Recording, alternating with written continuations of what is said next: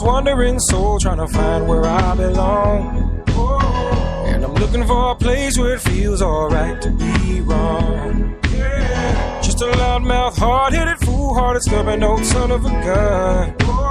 Chip off the old block with a chip on my shoulder that weighs a ton. All I know for sure is that nothing is forever.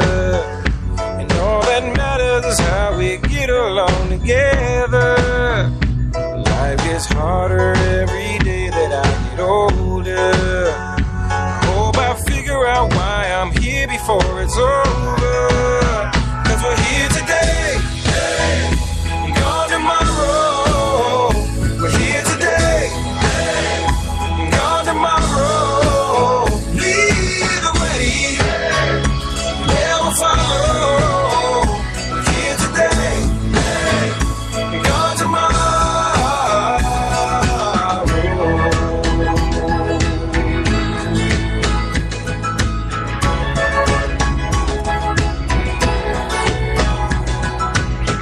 I've been stuck at home alone on nights when no one calls. And I've had nights where I can take my pick or have them all.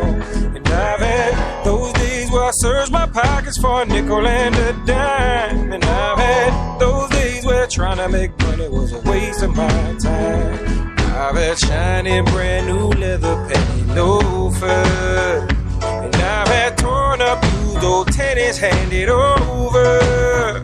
All I know for sure is that nothing is forever. And all that matters is how we get along together. 'Cause we're here today, and gone tomorrow. We're here today, and gone tomorrow. Through the joy and the sorrow. We're here today, and gone tomorrow.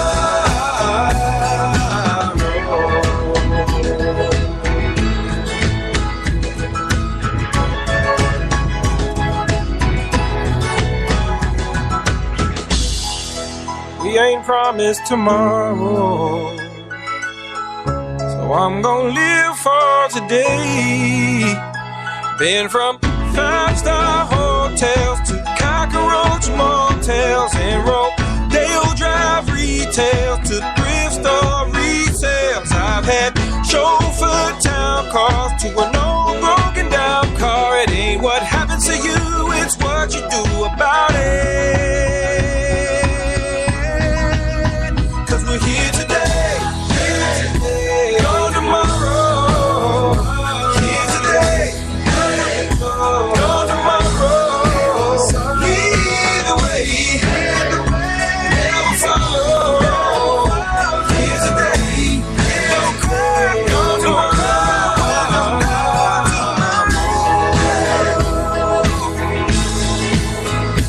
Here today. Here today, here today, here today.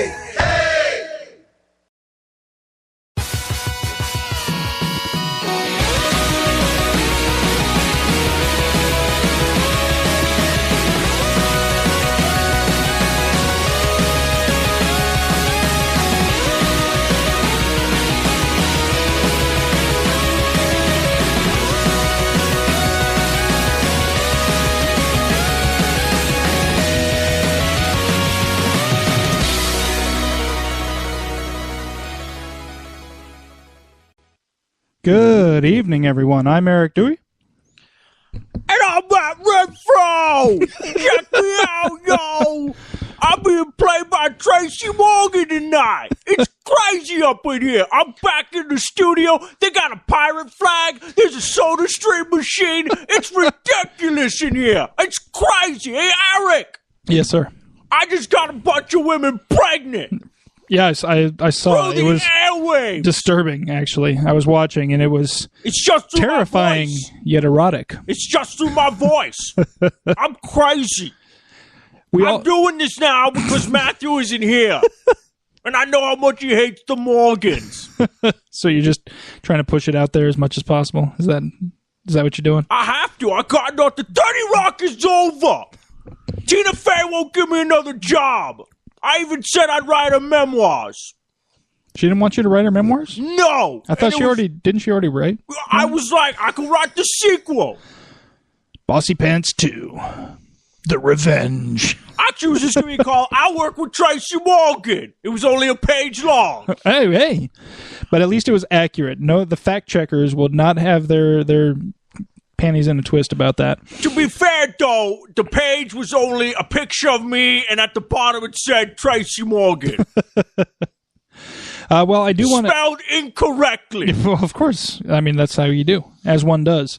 I do want to introduce, we have a special guest with us today to fill in for Matt Renfro.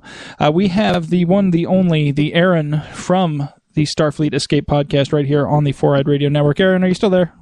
I'm still here. Yay! I thought we lost you there for a second. Yeah, but no one can replace Matt. Let me put that out there.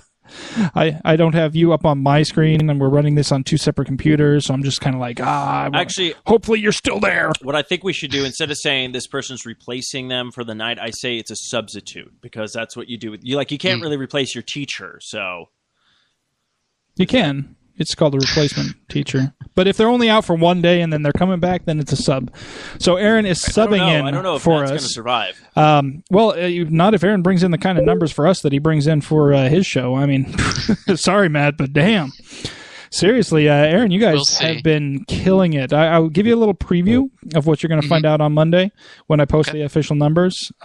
This newest episode of yours where you interviewed the guy from... Now, tell me if I'm pronouncing this wrong. Is it Star Trek Axanar? Axanar, yeah. Axanar. Hey, I got it right. You interviewed the guy behind Star Trek Axanar, and it is doing phenomenally well, just as your episode with the creator of the Green Girl documentary did. And then right sandwiched in the middle of that, too, is our brand new show on the network from your co-host, Eric Berry, for the Ranger Command Power Hour, which, holy crap. Okay, listen. First of all, I want to make it very clear, I did not doubt for a second that he was going to produce a good quality show. I know he knows his stuff. I've seen him on Twitter and Facebook about the Power Ranger stuff. I know he knows his shit when it comes to Power Rangers, so I knew... no doubt. I knew the show was going to be high quality. I did not realize how big this quote-unquote Ranger Nation is, because holy crap, for a pilot episode on the network, that just... It blew me away. It absolutely blew me away awesome. how well that show did. So I'm very much looking forward to future episodes. Might actually have to get back into the Rangers a little bit. I used to watch it back in the day when I was... That's what I was going to say. I mean, like, Power Rangers is so, like, that's such, like... I don't know if there's any other Power Rangers podcasts out there. I'm guessing there probably are, but that is such a show that is, like... I grew up with it. I was a little kid when it came out, and I'm like, you're going through like Hulu now, and you're like, what the fuck? There's still what? Like, it's still on. So it's like, now is he gonna? I don't know his plans in the future, but is he gonna talk about the crossover episode with the Ninja Turtles and the space ones? Did that happen? Yes. All I remember about the Power Rangers is being late to school, because in order for me to get to school on time, I had to leave my house at 7:45 in the morning. However, Power Rangers came on at 7:30 and ran till 8, and I would always get sucked in and watch the whole damn episode and end up being late for school because I wouldn't leave until the show was over. So...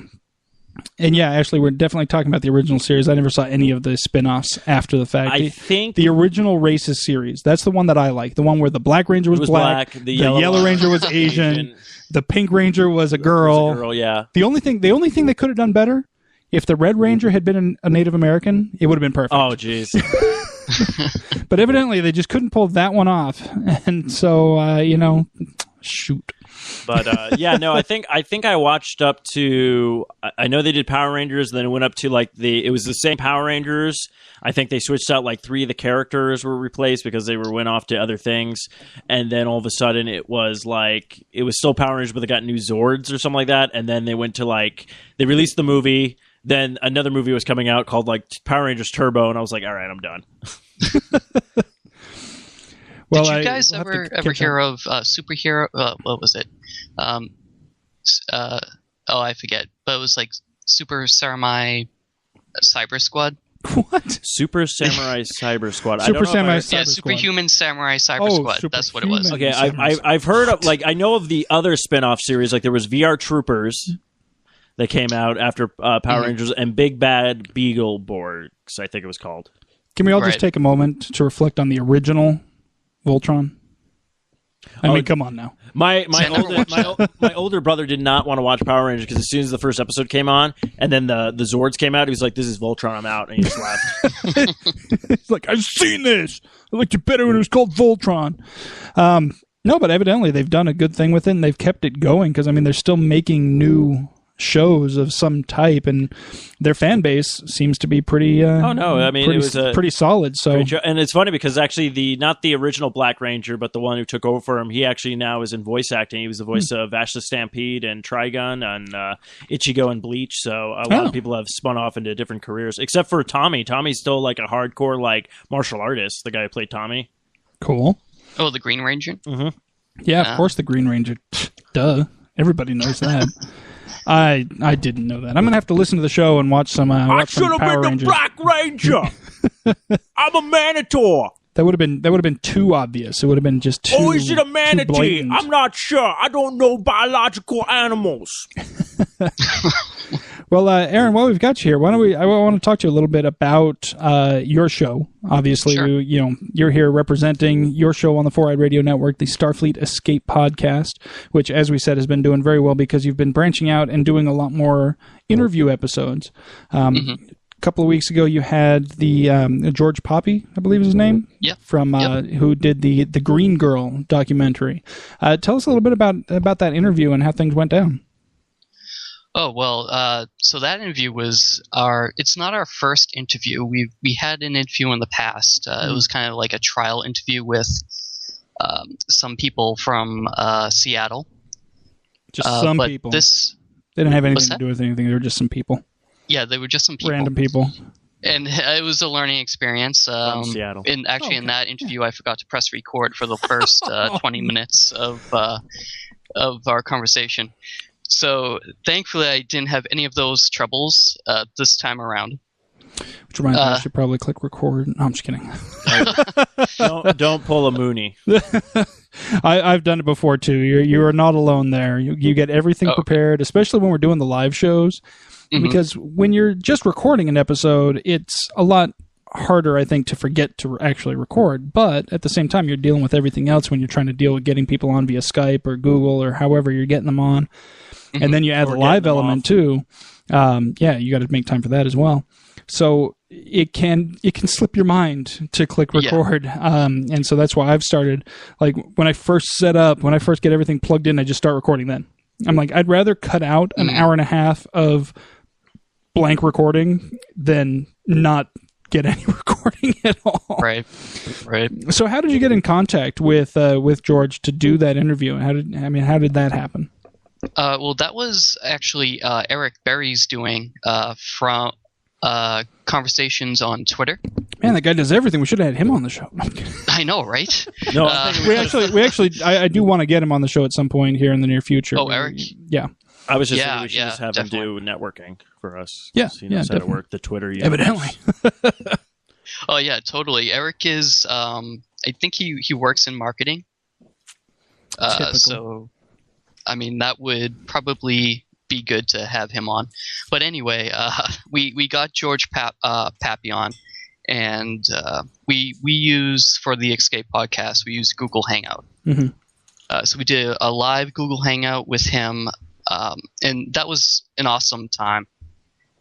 We talked for, I want to say, close to an hour and a half or so about Susan Oliver. The documentary is about the life of Susan Oliver, who was the first Orion slave girl in the pilot episode, The Cage. Yes.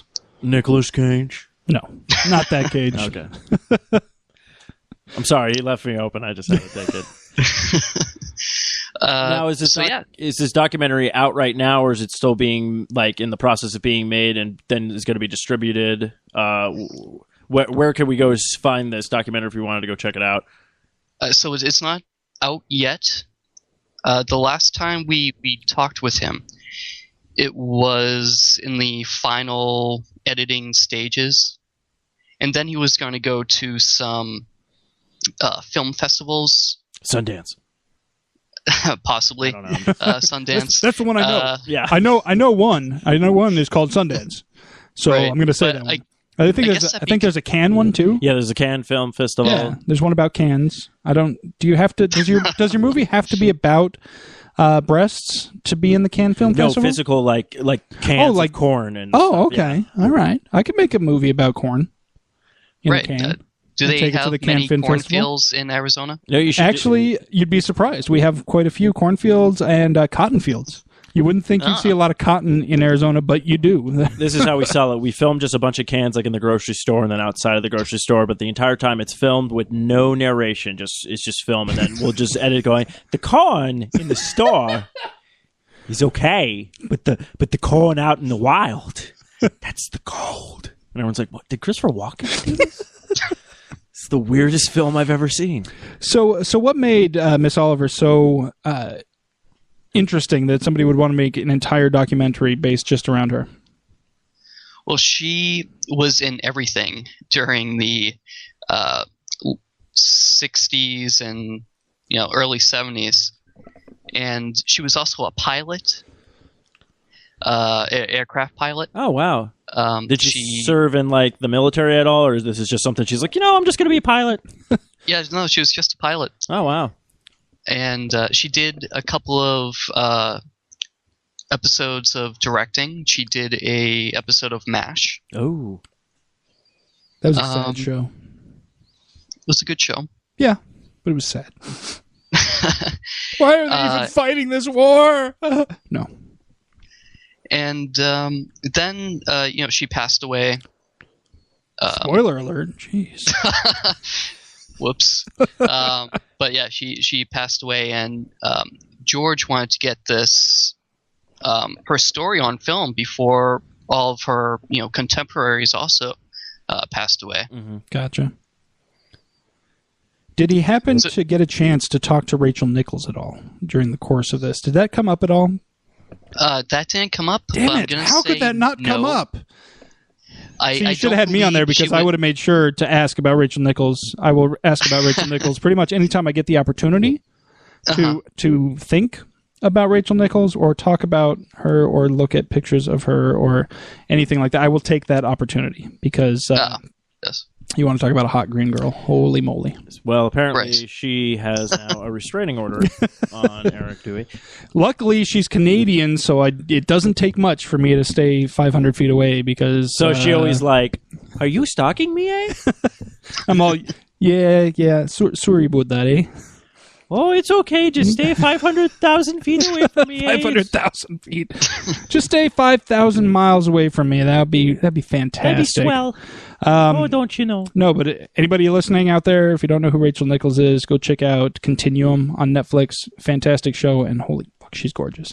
Anyways, and she was the green girl in the 2009 Star Trek. That's all. That's why. Let me cycle it around for those who don't understand why I'm even bringing this up. I will use just about any excuse to bring her up. This one was sort of relevant, a little bit. Mm-hmm. Actually, that's a question I'll have for Aaron later on. Actually, about going back to Star Trek, because I haven't had a chance to talk to him about his opinions and how he felt about the Star Trek video game that was released last year. Okay. Yeah, we'll definitely have to. I'll let you guys talk about that, and I'll go, sit in a corner and bang my head against the wall or something while you guys are doing that. So that was that interview, and then this most recent episode, you did an interview with, and forgive me, I forget the name off the top of my head, but it was the guy who is directing or creating Star Trek Axanar. Yep, he's the creator of Star Trek Axanar. His name is Alec Peters. Alec Peters, that's right. He's also a Star Trek archivist and prop collector. Ooh, cool.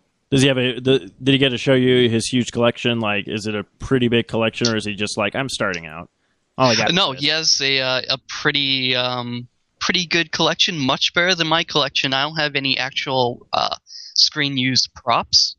I just have like Playmates toys, which is a little different league than Alec. I will have to say this. I have to see if my dad still has it. Back in the day, Universal Studios actually did a Star Trek show where people were taken from the audience and put into the actual stage production of the Star Trek thing. Yeah. And my dad was in it, and he has the video. So once he puts it on, hopefully he gets it on the computer one time soon. I'll have you guys post that on your website because he just plays a guy who can't get through a door, which is kind of funny. We'll throw that up on YouTube immediately. Is it awesome. Like that? Is it like that Drake SNL skit, the Disneyland thing, where they bring the person on stage to do it and totally uncooperative the entire time, has no clue what's going on? Oh no, it was basically everyone got a part. Like they all were dressed in the Star. It was probably for Star Trek Next Generation, I think, was the popular one at the time. And basically, my dad comes through the door, hands the captain a clipboard, and then he's trying to go back through the door, and he hits the button, and it opens, but it doesn't open all the way, and then it closes right away, and he's just like, what the fuck? And then he hits it again and doesn't open at all. And he's just so there's all these different parody things going around and stuff like that, which was kind of funny. That's awesome. Yeah, I want to see that because that ought to be fairly entertaining. Just put it on loop. So who's next up on your list of interviewees? Who else are you planning on getting? Oh, you're going to get William Shatner. Well, I don't expect to get William Shatner anytime soon. Well, they don't have to know it's not. We can have you on the show, and I told Straight Outta Austin to say they have Adam West coming on soon, and then I'll just do that for the entire time. So, so we don't have anyone lined up currently. I did reach out to the people at Star Trek Phase 2. Okay. So they have an episode coming out soon, this next month in February. So I thought it would be good to talk to them about it. But I think our next episode's just going to be going back to the old format for now of just we go over, we pick a topic and go over it and maybe have some questions that we ask the people out there. The people. The interwebs. Your constituency. Now, do you have because I assume you guys have a pretty big following with Star Trek listeners. Do you guys have how they have bronies and all that kind of stuff? Do you guys have a name for instead of Trekkie? Because I know that's one of the big things that a lot of people use. Did you guys come up with your own these are the Fleet Men or something like that? The Fleeters. The Fleeters. I like that. I actually haven't thought of that because I don't particularly think we have that huge of a following. Oh, it's bigger. It's bigger. At least than it doesn't appear so. But I don't know. I guess the Fleeters or the Potters. I don't know. No, see, if you say the Potters, it sounds like Harry Potter, and then everyone's just look at a kiss. So you don't want that. How about the escapists? Ooh, the escapists. The escaperists. The escapees. The escapees, yes. There it is. We've coined it for you. Bring that up on next episode. Put it on your put it as a hashtag. Hashtag escapees, yes.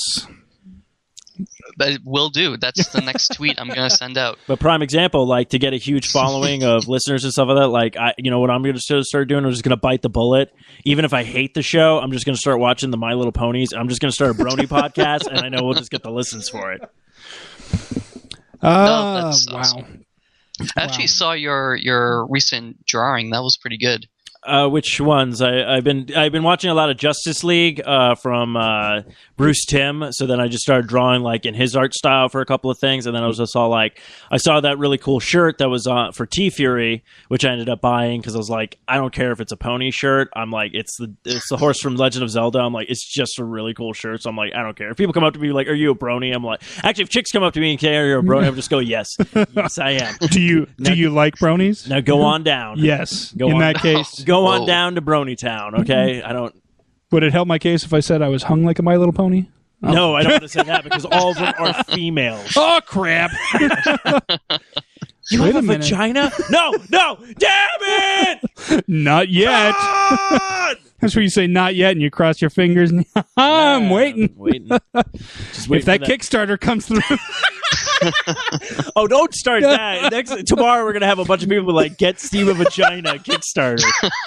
Hashtag. How did it get $1 million in 2 hours? I don't want this.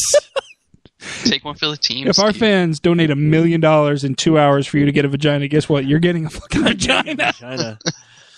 It's gonna be and then we're getting a really nice studio. You'll be able to afford all the fanciest maxi pads with that kind of money. No, I wouldn't have to. That's true. I mean, you can make sure it's a nice, clean vagina. Well, yeah, make sure. Okay, so Matt's not here, so now we just talk about vaginas the entire time. I guess because when Matt's here, he just brings up dicks. So it's cock talk when Matt's here. Now that he's not here, we've got to. Well, now that I'm here, yeah. So reboot that. Oh my goodness. But yeah. So what else is going on? I mean, I know. Obviously, with Star Trek right now, you've got the new movies, or the mainstream thing. Have they announced anything as far as whether there will be a next movie in the JJ verse, or if they announced when it's going to be, or has there been any official announcements on that front yet? Well, I've heard, not totally officially, but the next movie will be out in 2016 to coincide with the 50th anniversary of the original series. I need a movie this year. This is bullshit. But the question I have, I've heard a little bit about it. Like, they've nothing revealed much, but apparently J.J. Abrams is not going to be writing nor directing. They're passing it off to somebody else because he's going to be busy with the other Star Universe area. Yeah, that other thing over there. Yeah. Which I know you're going to be pissed off because apparently I got roped into doing that with Star Wars podcast. So I don't see anything wrong with it. Honestly, I've always been a fan of both myself. I've never gotten the headbutting. Like, I think it's okay to like Star Wars for what it is and like Star Trek for what it is. It's two completely different universes. I have everybody's perfect backup plan for that. When people are like, "Oh, you like Star Trek or you like Star Wars?" Just look at them, go, "Grown men like fucking My Little Pony." Back off. Yeah, you're like, hey, I could be a brony, okay? Yeah. So count your blessings at this point. No, I just never understood. Which again, bronies, I have no problem with you because I want to get those listens. I'm seriously going to start one. Hey, do it. And you know what? Even better, I'm not even going to watch episodes. I'm just going to talk about it. You're like, yeah, so My Little Pony is pretty cool, right? Everybody likes them. A lot of you guys out there evidently want to do it with them, right? It's going to be called This Brony Don't Know Shit. Be like, so... There's one that's like pink or some shit, right? Yeah, that one's pretty hot. They all have trance stamps. What's going on with that? I like there's a blue one, right? Yeah, the blue one's fucking hot, man. No, I don't want to do that because then they'll be like, "Oh, you want to fuck a pony? What's wrong with you, bro?" Because apparently all brony fans are actual like, "Bro, come on, bro. Come on, bro." So that's how you do your podcast. You just come on and be like, "Hey, bro. Ponies, yeah." The only sad part is I don't know who I'm going to actually get to co-host with. I could do this podcast all day, son, all day. Yeah, let's not do that. Actually, I am so doing that. You can't stop me.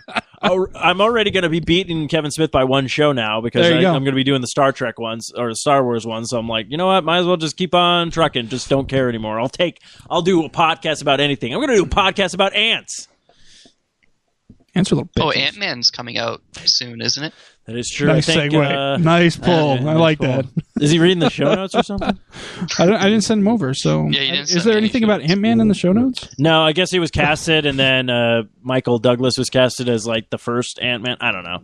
To be honest with you, I do not see Ant-Man as a movie. I understand you have to put him in the next Marvel, the next Avengers, because he's the one that does create Ultron, but like to give him his own movie, I'm like, I'd rather just see it as a series on Netflix, like they were talking about, like doing a run of Marvel shows.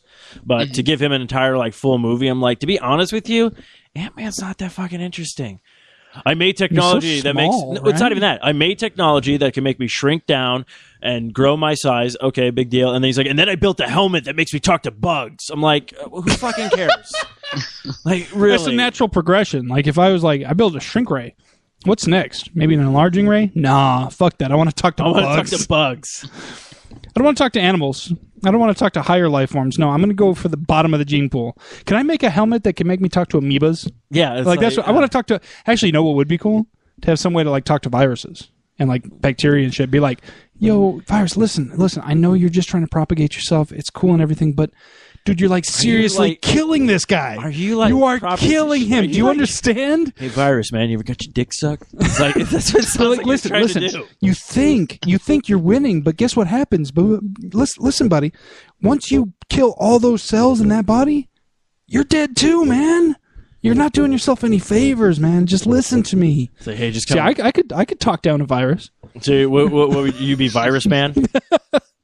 I'd be virus talker man. I am the virusinator. No, virusinator. Like, like honestly, like I'm like, I don't know. The Ant-Man movie, I'm sure it's gonna do fine and everything like that, but it's like, to me, it's like, I don't care. I really don't. I can concur with you totally there because honestly, I didn't know shit about Ant-Man before. Like, I really don't find him that probably interesting. Don't know anything about Ant-Man now. I agree with you guys. So, but in the Star Trek universe, which is what we were talking about briefly, so we're not going to have another official mainstream movie until 2016, which is bullshit. But anyways, as we discussed, there's obviously other projects going on. We've got Axanar, we've got these documentaries coming out, Phase 2 you talked about. What other Star Trek projects do you know of that are out there that will keep people who want a little bit of Star Trek in their lives between now and then? What will keep them satiated? There's also Star Trek Continues, which is takes place in the original series universe, which Eric, Barry, and I did a review of their episode that came out, and it was phenomenal. They had Chris Doohan as Scotty. Yes. I should have gotten Sean Connery for that. And they also had... this guy, his name escapes me at the moment, but he does the voiceover for Dragon Ball Z. His name escapes me at the moment. You got a completely blank look from me. I'm looking over to Steven like, it's a voice question. It's a voice question. You know this. I'm trying to figure out like what voiceover. Was it the voice of Goku or any of those? Oh, I have no idea, my friend. Unless it was the guy who literally was like, Goku has to battle everybody, and everybody has to battle Goku, and then Piccolo got his, like, that was like the worst, like, for the next time on Dragon Ball Z. Doesn't he do the Speed Racer one too? No, the Speed Racer is just all like, I am a speed racer. I must race fast because I am a speed racer. If I am not a speed racer, if I don't go fast, then I'm not speedy. If I'm not speedy, then I cannot become speed racer. And I am a speed racer, and I have to win the race. Okay, everybody do yourself a favor right now. Go onto YouTube and type in Fast Driver. Fast Driver. It was a spoof off of Speed Racer, and it's the greatest thing in the world because literally, like, it's all like... it's just making fun of the Speed Racer thing. And it's literally like the guy comes over. He's like, haha, look, that racer has pee on his shirt. And it's like Racer P. He's like, haha, that was so funny. The last time I heard it, I fell with my dinosaur. I was laughing so hard. Here we go. I'm going to play a little bit for us. Okay. There is Fast Driver. He's a driver on time. He's a driver and he's going to be driving on a racetrack. He's right behind you and he's got a lot of tricks. He'll run you over with his awesome Warp 6. Drive fast, driver. Drive fast, driver. Drive fast, driver. Drive. Deep in the mountains of the Sahara Desert, a plot is being made that is very bad and not good for Fast. With my new robot driver, I will enter the race, and I will win because I will sabotage Fast's car, the Warp 6, and then he cannot win, and I will win because he will not. What do you think? That is a good plan if it works. Oh. Meanwhile, the mysterious Racer P is working on his car at the track where the big race is going to be taking place today. Oh, look, that racer has pee on his shirt. Ha ha ha ha ha. That was so funny. The last time I heard it, I fell off my dinosaur. I was laughing so hard. Well, you're not so good. You will not win because I won't win because I'm the fastest driver, Racer P. You are not so fast. We will see about that when I am winning and you are not. Oh. Meanwhile, back at Pappy's garage, Fast waits anxiously for Pappy. The really sad part is that doesn't, like, you could seriously just take that and put it in an episode of Speed Racer and it wouldn't sound wrong. I know. And it would sound completely and totally right. I wish Cartoon Network would totally just pick that up for a series because I think that would be the funniest thing in the world. That'd be fantastic. I would watch that. No, I wouldn't. But I would. But I wouldn't. Except when I was. But not all the time. So, what were we talking about? We were talking about, oh, yes, Star Trek Continues. Yeah, Star Trek Continues. And it's the... wow. Vic I'm the off-topic master. Megan Gold... Oh, man. I don't know how to say his name. But he voices Broly. Broly. In Broly Dragon Ball Z. In Dragon Ball Z. Is that when they did the crossover with the My Little Ponies episode? Oh no, it's Broly. Broly. Broly. Might not be saying it correctly. Broly, man. That's Hey, Broly. He's like, Broly. what's going on, Goku? You're brawly enough for me, bro? Are you brawly enough for me? I will be when I power up. That's going to take like 7 episodes. I know. Ah! So what else we got going on in the Star Trek universe that can keep us held over until there's there's new also stuff? Star Trek Renegades. Ooh, that sounds good. Have you heard of it? I like that show Renegade with Sounds sexy to me. Was it Lorenzo Lamas? Did you ever watch that show? Lorenzo Lamas? I'm not that show as old as Renegade? you. I've never. Oh, if that's on Netflix, dude, check that out. Everything you want on Netflix will not be on Netflix, Eric. I'm sure there's episodes on YouTube. It's old enough that it's probably. Oh man, I remember when I was a kid. And Look, that Ranger has pee on his shirt. when I was a kid, I grew up in Flagstaff, and we only had one channel. Literally one channel on network TV. We had Channel 2, which was a rebroadcast of Channel 12 from Phoenix. And that's it. That's all we had. If we didn't have cable, you had Channel 2, and that was it. It's pretty sad. It's like the Dark Ages. So this was like, what, the 1800s? Like, what's going on, Yeah, bro? exactly. I mean, we had just figured out electricity, and they could only get me one fucking channel. It was horrible.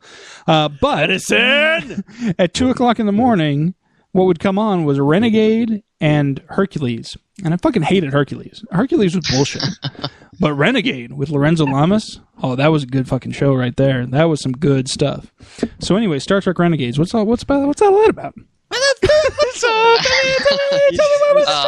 What are you, Jay Leno now? Yeah, just tell me what. Oh yeah, we gotta go. I was trying to bring it back around to the topic at hand. I know. So yeah, Star Trek Renegades. So this takes place in the 24th century. Nice. It has Khan's daughter in it. Is she hot? It has Tuvok in it. It has Chekhov in it. Just ignores the question altogether. I'm going to take that as a no. He asked if Khan's daughter was hot. Oh, yeah. Yeah, she is. Describe her, man. So, Star Trek Renegades, eh? I'm about to pull a Kevin Smith here, so talk about her slowly. Tell me what she's you can wearing. see the pictures on the Facebook site. Oh, you know I don't do Facebook. But yeah, I'm not totally sure about the story, but it's like a darker take on the 24th century. Okay. A darker take. Ooh, so it's like the underbelly of the Federation. Is that the Tuvok guy? Is that the guy who plays Tuvok? I don't even know. Is he in there? Tim Russ? Yeah. Yep. He plays Tuvok. He's going to be in it. So does he play Tuvok in this? Oh, you're saying Tuvok. I thought you were saying Tupac. I'm like, Tupac? Oh my gosh, Tupac's alive and he's in Star Trek Renegades. Yeah. That's where he's been this whole time. Yeah, we're going to fly through the asteroids, bitch. But yeah, he plays Tuvok. Oh, okay. So he actually is. And the guy who plays Pavel Chekhov is Walter Koenig? No. Yes. He's actually. Is he now? Has there been any trailers or anything out yet? There was like a preview sneak trailer. Okay. And it looks good. They had the Enterprise D set, not the full set, but the wishbone and the helm and ops position. Right. From I think they had that on loan from that restoration project that was around. Right. Yeah, we talked about that on the show before. The Enterprise D bridge set basically was going to be thrown away by Paramount. Good. And these guys found him hey, can we have this? And they're like, yeah, whatever, take it. Yeah, you know. And then they did a Kickstarter or something like that to get money to rebuild it, and they've done a phenomenal job with it. They've been taking bits and pieces of it around to cons. You can get your picture taken with it. They've had some of the original next gen stars. Stupid probably. fair. I mean, it's a con thing. Of course, they probably make you pay for it. Yeah. You know what wait, it's what is it? It's a con thing? Yes, exactly. That damn con. This shows how much little knowledge I actually have about Star Trek right now because I haven't watched any of the episodes, which I probably should have. The reason I ask if it was Walter Koenig, and I pulled up the website to take a look at it, and sure enough, it is in fact Walter Koenig playing Admiral Chekhov. Now, here's the reason I asked is because Walter Koenig was at last year's Phoenix Comic-Con because it was the big Babylon 5 thing, and he played Bester in Babylon 5. So he was there for the Babylon 5 thing, and he looked so old and so out of, like, he was up on the stage with everybody else, and they'd like ask him a question, he'd look at him like, huh? like he seriously, like, I mean, I love him, but missiles. Like, seriously, I was like, dude, I don't even think he knows where he is right now. I really don't. And so I don't know if I can picture him still acting.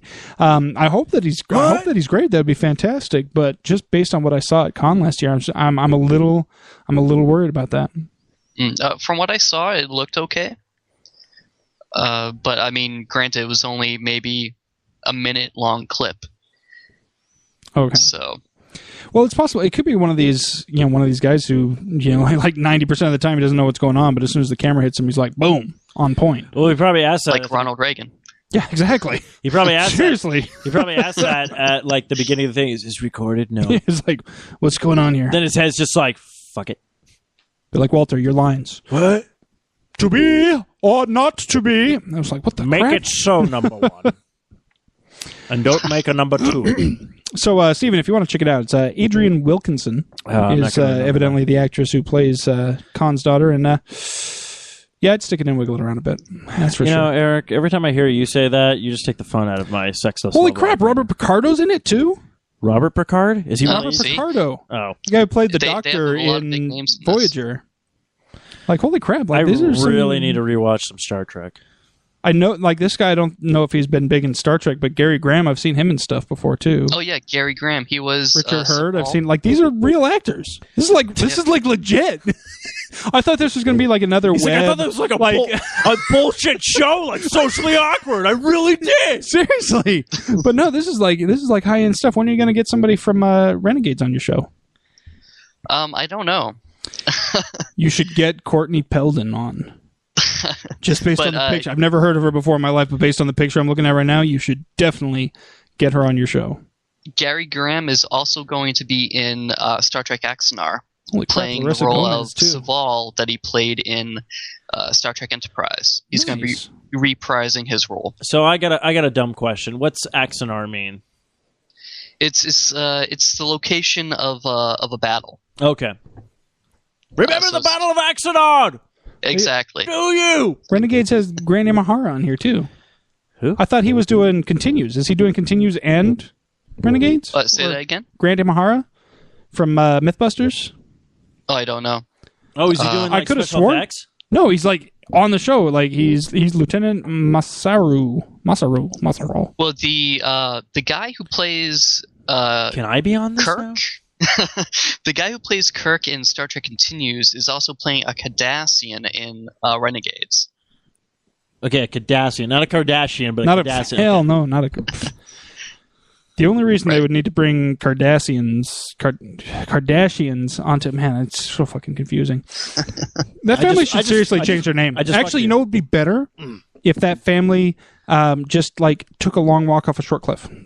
That would be fantastic. No, and then I wouldn't have to ever see any of them ever again. I really think we should start adapting old Hanna-Barbera cartoons. When the cartoon gets stale, they just throw them into space, and we'll just do Kardashians in space, and then forget to bring them back. There you go. Or we could just point them at the sun and just... There you go. See you later. Well, North Korea lands a man. See you never. Son, apparently, so we should just talk to them. Exactly. They apparently have a promising... They got the technology to do it, evidently, so it's cool. So we got Axanar, we got Renegades, we got Continues. What's going on with Phase 2? Which was, correct me if I'm wrong, that was what Star Trek The Next Generation almost was, right? Sort of. Phase 2 originally was a sequel to the original series before it was changed into the motion picture. Oh, okay. So Star Trek Phase 2 back in the 70s would have had Kirk. It would not have had Spock. It would have had another Vulcan. I believe his name would have been Zahn. Oh, I thought his name was Random Vulcan. I thought it was going to be Randock. It would just been Randall from Clerks. Random Vulcan. Captain Kirk. 37? That's gay and queer. We're not going to that planet. But because Star Wars did so well, they decided to make a movie, which became Star Trek: The Motion Picture. But a lot of the sets, like the corridor sets from Star Trek Phase 2, became the corridor sets in Star Trek Next Generation. Cool. I knew that was like the next planned TV series after the original series, and then it never got it never got made. And so I thought it was closer to the Next Generation timetable than it was. Oh no! I'm confused and sad, really. No, well, I'm glad it didn't happen, because I think if it did, the Next Generation wouldn't have happened. Right. Okay, Eric was self-fellatiating his mic, and I just got a little hard, so... I have that effect on people. See, this is why we need a webcam. I keep on telling you guys this. I was trying to adjust my mic stand to get the mic in a better position. Aaron, it will be in the work. Right now, we have to upgrade the board again. My bad. And we'll have to, and then we'll work on getting a webcam. But if we get a webcam, I'm going to have to just give the people what they want and grow my really hobo beard. And we'll be doing y'all thought I was going to say naked, huh? We're going to be doing the show pantsless. I mean, it's going to be the pantsless, socially awkward pantsless hour with... Oh, we're not doing that right now? Well, you can. Well, you are. But, I mean... Shh, I told him we were all doing it. Oh. Totally. Actually, I do have a favor to ask of you, Aaron. There was a comic strip that actually my buddy is doing right now. Him and I kind of co-created it. We called it Major Tom Jr., and it was basically a spoof off of kind of like a Star Trek thing where we did make kind of like a Vulcan character and all these other cast of characters. I believe if you go to thunderskullpress.com, which is Tavis Maiden, go ahead and check those out and tell me what you think of those. We originally were thinking of pitching it as an idea to Cartoon Network as an Adult Swim show, so... Okay. Yeah, definitely check that. I've read a few of those. It's actually pretty cool stuff. I think it just posted a new strip fairly recently on that one, as a matter of fact. Thunderskull, is it thunderskullpress.com? Yes. Okay. All one word, of course. Of course. Because why? You don't know. Oh, wait, that's not... Am I spelling this wrong? Probably. Thunderskull Did you get Press. porn? Did you end up with porn? I got webpage not available. He's all Did you ever get Thunderskull breast. Oh, wait, no. Here we go. If you ever want to go to Hotmail, make sure that you spell mail correctly. If you ever want to go to Google, make sure you don't drop off the G, because if you just go to Google, you're going to have a bad time. And if you go to Sven Gets Naked with Dogs, you can find the new home of All White Tukey, only on the 4i Radio Network. If I had like a bunch of extra money just lying around, I would buy all sorts of just weird domain names to direct to our websites.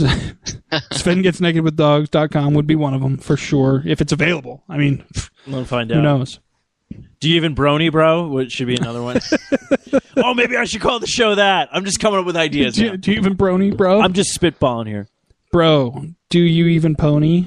That's actually what I want. I got to throw this out here. Of course, if people, as Aaron brought up, he's been noticing some of the artwork I've been posting on my Facebook and Instagram and all this kind of stuff. There is been in talks with Eric, long overdue. I've been thinking about doing a brand new webcomic. Now, it's not going to happen right away because I really want to take this one seriously. And I want to kind of sit down, design all the characters and everything like that. Now, this is actually going to be based on, I'm going to call it The Fern. That's what the webcomic is going to be called. It's actually going to be based, it's kind of like, what I'm kind of saying is almost like to compare it to, but not really, because he's a lot more successful. Scott Kurtz from PvP. But it's kind of like that, where it's going to be kind of like an office almost setting where basically we kind of build the network, basically. And the thing I want to tell everybody, hopefully they all listen to the show. If not, I'll have to send a post out. But if you do not want to be featured in the comic, please let me know. If not, then because otherwise you're fair game. Yeah, I'm putting you guys in because I need a cast of characters. So we'll throw a note up in the private group as well, just to make sure. I think there's only a couple of people who are media shy when it comes to their faces and even drawn versions, and I don't think those people have public pictures available for you to even see them. Well, there's people on the network that I don't even know what they look like, so Oh, there you go. Probably a good thing. But this looks pretty good. This Major Tom Jr. Yeah, it's a good good stuff. And Tavis is a good friend of the show, so we'll have to have him on at some point. Yeah, I talked to him. He says once he gets his schedule all freed up, he was just like, when do you guys do it? I'm like, Fridays. Even Pat from All White Tukey, he said he wants to come on as well. Yeah. So everyone's busy. They all have families, unlike me, you know. I get it. That's how it works.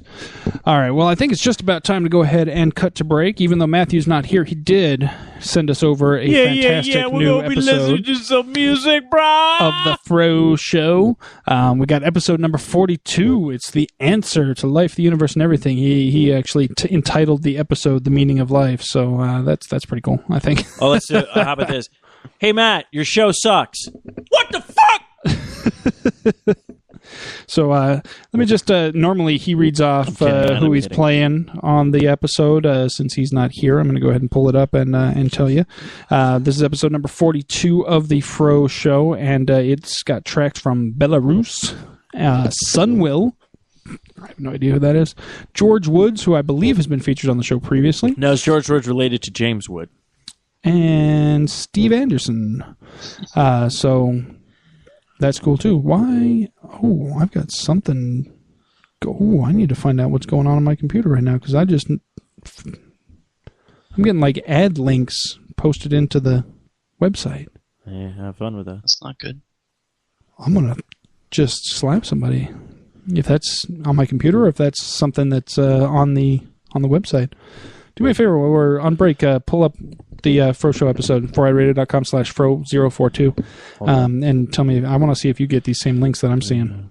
Because if you do, that's some bull smack. In the meantime, if you go to our website at the 4iRadio.com, look at any of our episodes. If you are seeing links on the pages, those aren't us. So I don't know what the hell that is. So 4iRadio and just go to Fro Show. Yeah. So in the meantime, go ahead and enjoy I'm this. Not seeing any links. We'll be back in just a little while. Nope. No random ads popping up. All right, that's good.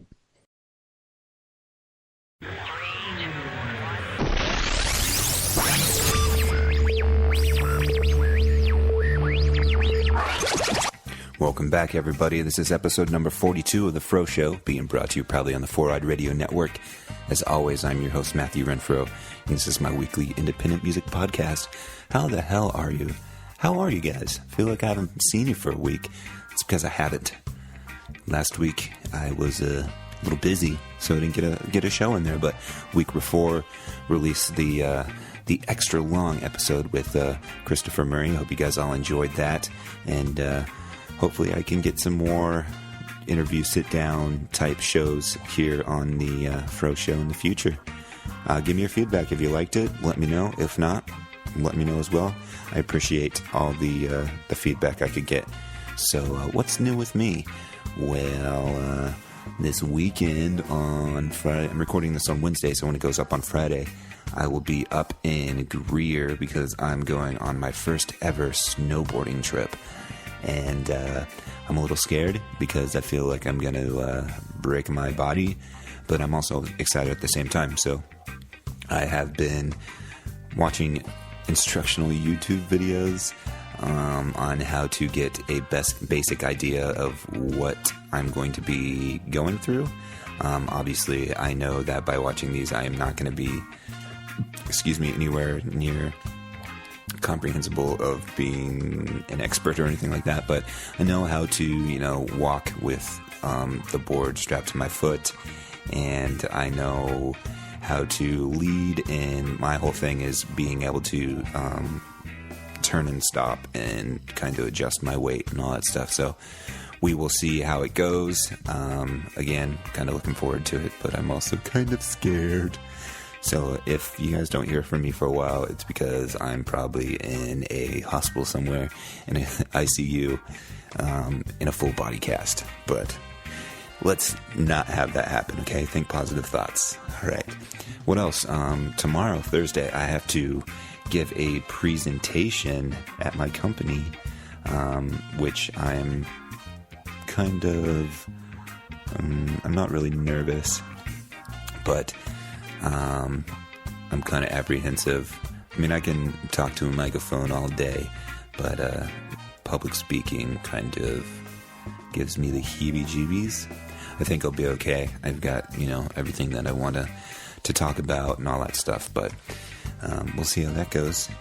Just picture them all naked, I guess they say. I guess I could do that. And that's about it. I mean, just been hanging out, just being me, doing what I do. Been trying to find some new music for you guys, One thing I would like to do for 2014 on the show is get some more artist submissions on here. We had a few in 2013, which is cool. But 2014, I really want to make an emphasis for that. So you in the world, if you know somebody that does independent music and everything like that, records it on their own, or, a band or anything like that, be sure to direct them my way so we can get their stuff on the show. I really want to get that stuff here on the Fro Show. It's kind of what it's all about, delivering you guys the tunes. And if I can help anybody out by giving them a few listens, that would be awesome. And a big thank you to all of you guys that are listening to the shows. I really do appreciate it. And it's cool knowing that people are actually listening, because it makes it worthwhile. And I just want to give a big thank you and a big hug. I know you can feel me hugging you right now because I'm doing it with my arms, even though you can't visually see it. Big squeeze! So thank you so much to all you people out there in the world. And I hope you just like it. That's all I can say. So why don't we go ahead and jump on into the tunes. So first up, from Minneapolis here in the United States, we have a folk duo. They're called Belarus, and this is their track, Dark Horse.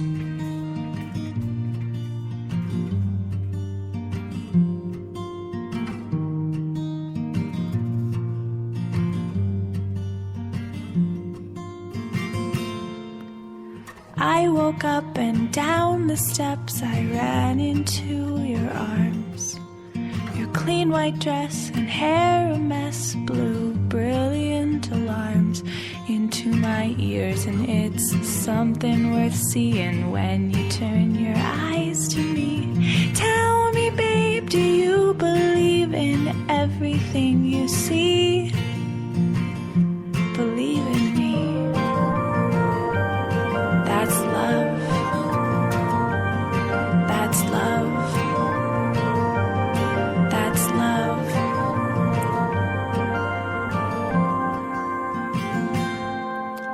I descended into you like ships into the sea. In a maze of altercate, I hoped that you would leave me hanging on to something worth believing, like comic Aristophanes. When you're down, I'll lift you up and dig deep into you, fill you up with me. That's love. That's love. That's love.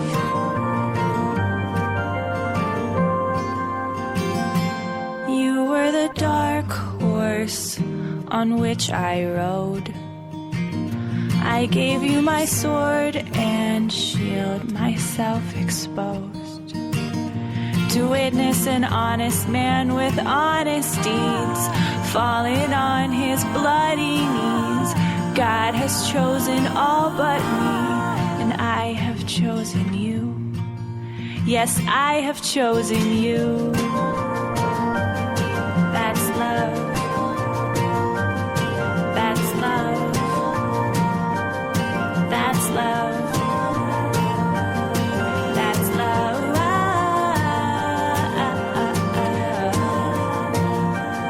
That's love.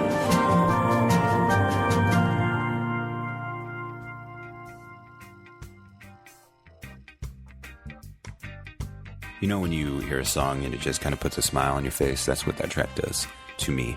So that was Belarus with their track Dark Horse. Next up on the show, from Russia, where Sochi Olympics are going to be happening in like less than a week or something like that. In the warmest part of Russia, by the way. I don't know, whatever, they do them, let them do them. Anyways, this is a pop rock group. It's called Sunwill, and this is their track, A Room.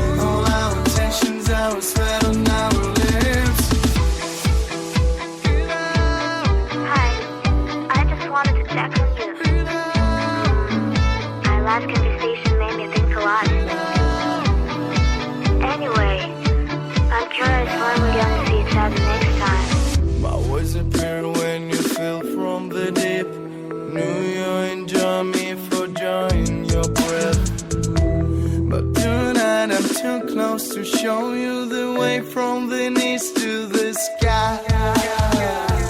I need you by our room, kissing, baby, you believe me, wrong. I need you, never be too far, kissing, baby, you are tearing me apart.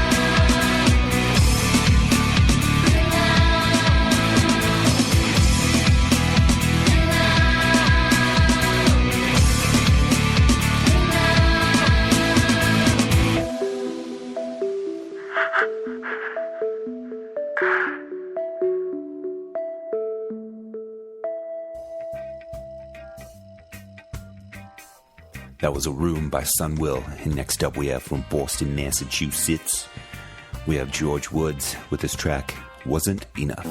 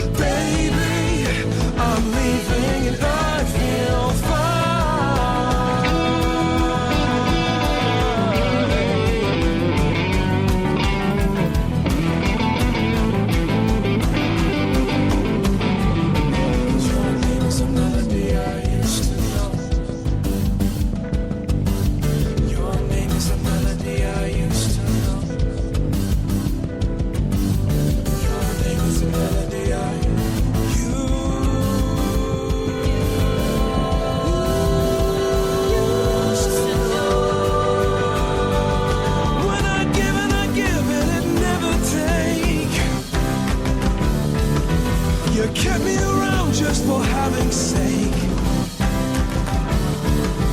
Not to be cruel, it ain't me, it's you. See, baby, I'm leaving and I feel fine. Baby, I'm leaving and I feel fine. Yes, I feel fine.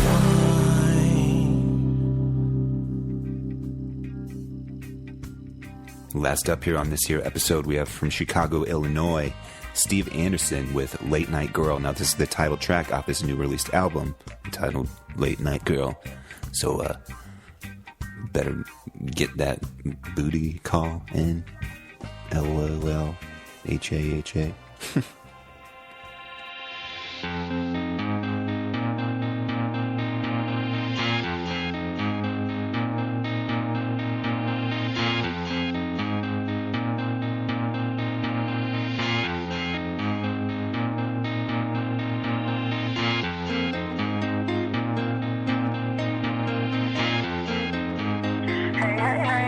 Gotta work. It's about 1:30. Hopefully you're gonna want to meet up for a drink. I need some R&R. So give me a ring when you get there. All right. Bye.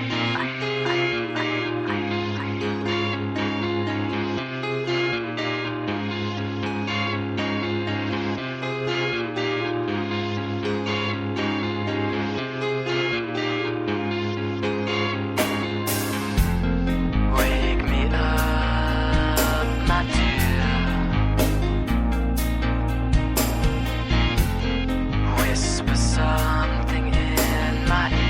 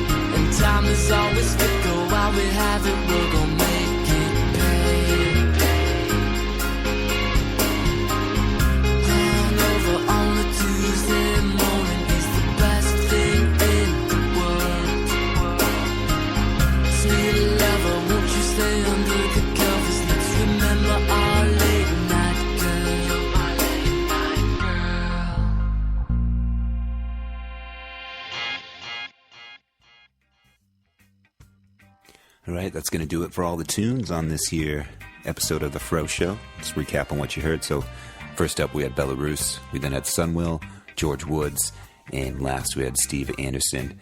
Log on to my website at froshow.net to get information and links on all the artists played on this episode and past ones. If you would like to have your music played on the show, be sure to contact me at my website, or you can find me on Facebook. I'm also on Twitter and Instagram, and the Socially Awkward Studios website. You can find me there as well. Now, if you want to find me on Facebook, just go and search Fro Show Podcast. Look for my little headphones icon and give me a like there. I would appreciate it. And follow me on Twitter at Matthew_Renfro, and also on Instagram at Matthew Renfro, MATTHEWRENFRO. Every Tuesday I do the new album release picks, and it's been getting some feedback, which is cool. People have been giving me a little heart on my thing. It makes me feel good. And while you're at it, be sure to check out all the other shows and content brought to you by the 4-Eyed Radio Network. We have a couple new shows on the network. We have the Long Box Cast, which is about comic books.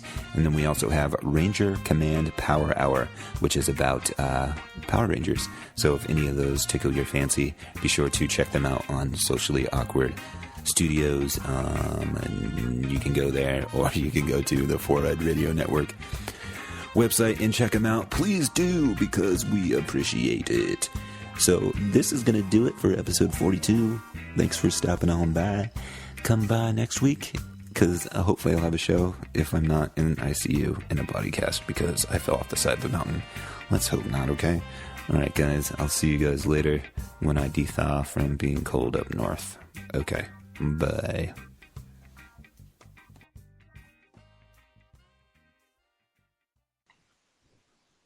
And we are back. Thanks, everybody, for hanging out and listening to the Fro Show. Don't forget, you can catch him all by his lonesome over at the Fro Show, or froshow.net. He's also available on our Spreaker page, Stitcher, iTunes, everywhere that you want to be. He is also there with his heart on. Or did he say heart on? When he was talking about the hit the Instagram, I couldn't tell. Know. I thought he said people were giving him hard-ons. I was like, "Whoa, I got to get on this Instagram thing, huh?" But anyway, we are back. I'm Eric. That's Steven, and I believe Aaron is still with us. Is he? I am here. Yay! All right, no technical difficulties. Halfway through the show, we're good to go. That's fantastic news. But okay, so this week we did not have a socially awkward question of the week because well, originally, see here, there was some confusion. Okay, originally, we were going to forego the socially awkward question to promote the socially awkward mailbag, which we now have available. Nobody yet has taken advantage of this, but we do have the socially awkward mailbag available. If you go to sociallyawkwardstudios.com/mailbag, or just go to the Sasquatch.net and click on that mailbag link, and it has a contact form for you to put in questions for us to answer on the air.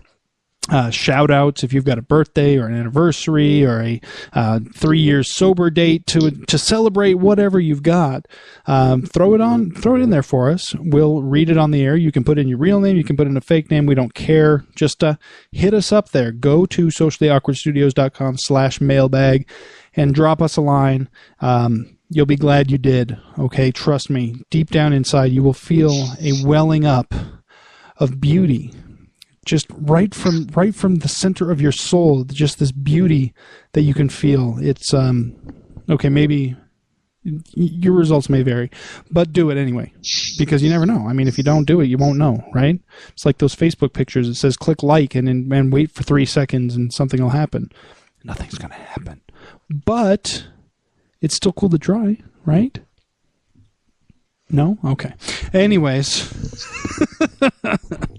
So while we're on break, I got down to the little bottom of this link thing I was talking about. If anybody is looking at their browser and seeing randomly double underlined words that pop up to like random web ads, evidently you have something called the Internet Corkboard virus, which I am going to figure out how to eradicate from my system, and then I'm going to find out who creates this thing and drive to their house and punch them in the nose. Or at least the first thing. I don't know about the second thing yet, but we'll figure out what's going on. But in the meantime, we don't have a socially awkward question, but we do have a whole nother good half of a show for you. Seriously, we do. Right? Yeah, sure. Oh, okay, good. Yeah. I'm like, yeah, right, guys? Right, guys? Come on, guys. Oh, man. So here's what I want to know, Aaron. Mm-hmm. What's going on with you? Nothing too exciting. We usually start the show with asking how everybody's week was, and we kind of skipped over that to talk about Star Trek. So I want to get back to that a little bit. So you were on the show previously a while back. Actually, have you been on the show since we've been socially awkward? No, I don't remember. No. Okay, so this is your first time on the Socially Awkward show specifically, but you've obviously been on other 4-Eyed Radio programs. So how have things been going for you? Any big news? Any big life changes recently? I just got engaged. What? A few months ago. Yeah. So sorry, Steve. He's off the market. Sorry. Ouch. But yeah, so that's exciting. And we just purchased a house. Yeah, so you had to redo the bathroom already, right? Yeah, the floor was rotted away in the bathroom. So we had to rip out the floor and redo it and put new boards in and stuff. But it looks good now. We're going to have to check the upstairs bathroom to make sure that's not rotted away. Yeah, you don't want to fall all the way down. That would that could be bothersome. Slightly. And we're doing the podcast, and I have my day job that's still going. Freaking day jobs, man. Yeah. Those are the worst. That's what I'm talking about. Why can't this be my day job? Tell me about it. I want to work on it. Like I said, that Fro and Moon in the morning would be perfect. There you go. So we'll have that going, and then we'll have that's what we need to do. That's what we should really do. We should go 24 hours. And then we should do like music, like all the time, and then like the shows on repeat. Like we should play the same show like 5-6 times a week. We could, I think, just to fill the time. Yeah, and I don't think anybody else has tried that particular model, so we should go ahead and do that. What do you think? Oh, well, we could give it a shot. Why not? Yeah. Hey, you know what? If people are going to copy us all the time, I figure why not? Turnabout is fair play. Let's copy other people instead of just leading the way like we normally do. We'll go ahead and copy others for a little bit. Yeah? No? Okay. Everybody's like, I'm like trying to, give me a response, damn it. Yeah, do it, totally. Let's do it. You suck, you jackass. So how was your week? My week was, it was fairly boring. I'll tell you what, though. I did go to my niece's birthday party over the weekend, and in yet another long line of things that made me feel old, this really made me feel extremely old. We went to, it was at Skateland. It's a roller skating rink. And I used to go when I was 14, 15, I used to go to Skateland all the time. Like every weekend, me and my buddies would head up to Skateland. We thought we were king shit over there. We would go and, when the rhythm dance came on, we're like, yeah, let's go. We're going up there doing the fancy little footwork and whatnot. And we really, it was good stuff. So we go, and it's for the kid's birthday party, obviously. I wasn't skating. I was just there. But the music they were playing, well, first of all, it was awful because it was all quote-unquote popular music. I think they played Royals like 4 times, and I wanted to strangle the frickin' DJ. But then I was like, you know what? If I'm going to be here listening to this, I should at least get a chance to hear my favorite ever skate song. And I don't know how many of you guys have you ever been to a regular roller rink? No. No? I haven't. You've never been to a roller rink, Steven? Have you ever been to Skateland or any other, like, just roller rinks? No, not that I know of. Holy crap, you guys suck. You guys are lame. How dare you? I guess that's, see, now I'm feeling even more olderness-osity than I did a moment ago, because now I'm like, you guys are like, roller rinks? What the fuck is that? Those big in the 70s, right? Shut up. No, but when I went, there was always, like, there was a couple of songs that they always played. It didn't matter what year it was. Didn't matter when what the popular songs are. But there was one song in particular that they always played. It's the Cars That Go Boom. And I don't know if you guys have ever heard this song before. No. It's a horrible, horrible song, and I'm going to subject all of you to it right now. How about the ones we especially like? This is fantastic. This is L Trim. I hear you. Hit it. Yeah. Oh, you can hear that bass, right? Oh, yeah. Yeah. These girls have got it going on. They know exactly what they want in a man. And they will tell you. So just listen up, because this is what these girls want. It was me and the posse with Bunny C. We were cruising in the Jag hot, for right? the Lamborghinis. When lo and behold, there appeared a Mirage. He was hooking up a car in his daddy's garage. We stopped short, did a double take. He was looking so fly, I thought I wasn't awake. He was obviously hooking up bass, I assumed, but then he turned the little button and the car went boom. We like the cars that go boom. This is the good part. And Bunny, and we like the boom. They like the boom, gentlemen. They like the cars that go boom. And see, this was a staple at roller rinks when I was going. Every time I went, they had to play this song at least twice. And it's a horrible, horrible song, but it's one of those ones that always gets people out on the rink. Just like you go to a dance club and they play that awful Usher song. Was it Yeah or something? It's like from the 90s, or I don't even know when it was from, like 2004 or something. Like, you know that song? Yeah, yeah. Oh, with that guy, yeah. Whatever that song is, it's a horrible song, but like the second that song plays, everybody's like, I gotta get on the dance floor right the fuck now! This song, it orders me. I will follow this song to the end of the earth. This was that song for roller rinks back when I was, 15 years old. So I went to the DJ and I was like, you know what? Can you play the Cars That Go Boom? And she looked at me like I was from another fucking planet. And she was like, what? I was like, the Cars That Go Boom. Can you play that? And she's like, I don't know that song. I'm like, can you look? Yeah, I'm sure you have it. Can you look it up? It's called The Cars That Go Boom. It's very simple. And she looked it up in her system. She goes, I don't have that. I was like, you are a skating rink DJ. How do you not have The Cars That Go Boom? This is unacceptable. It's completely and totally unacceptable. And so I had to, like, on the fly, I had to think, well, I need another song. So what other song can I ask for the DJ to play? And, my mind went blank at first, and then I thought of the only song I could think of. And so I had the DJ play this instead. Sorry, Jen, if you're listening. I apologize, but this really happened. Now this the DJ had.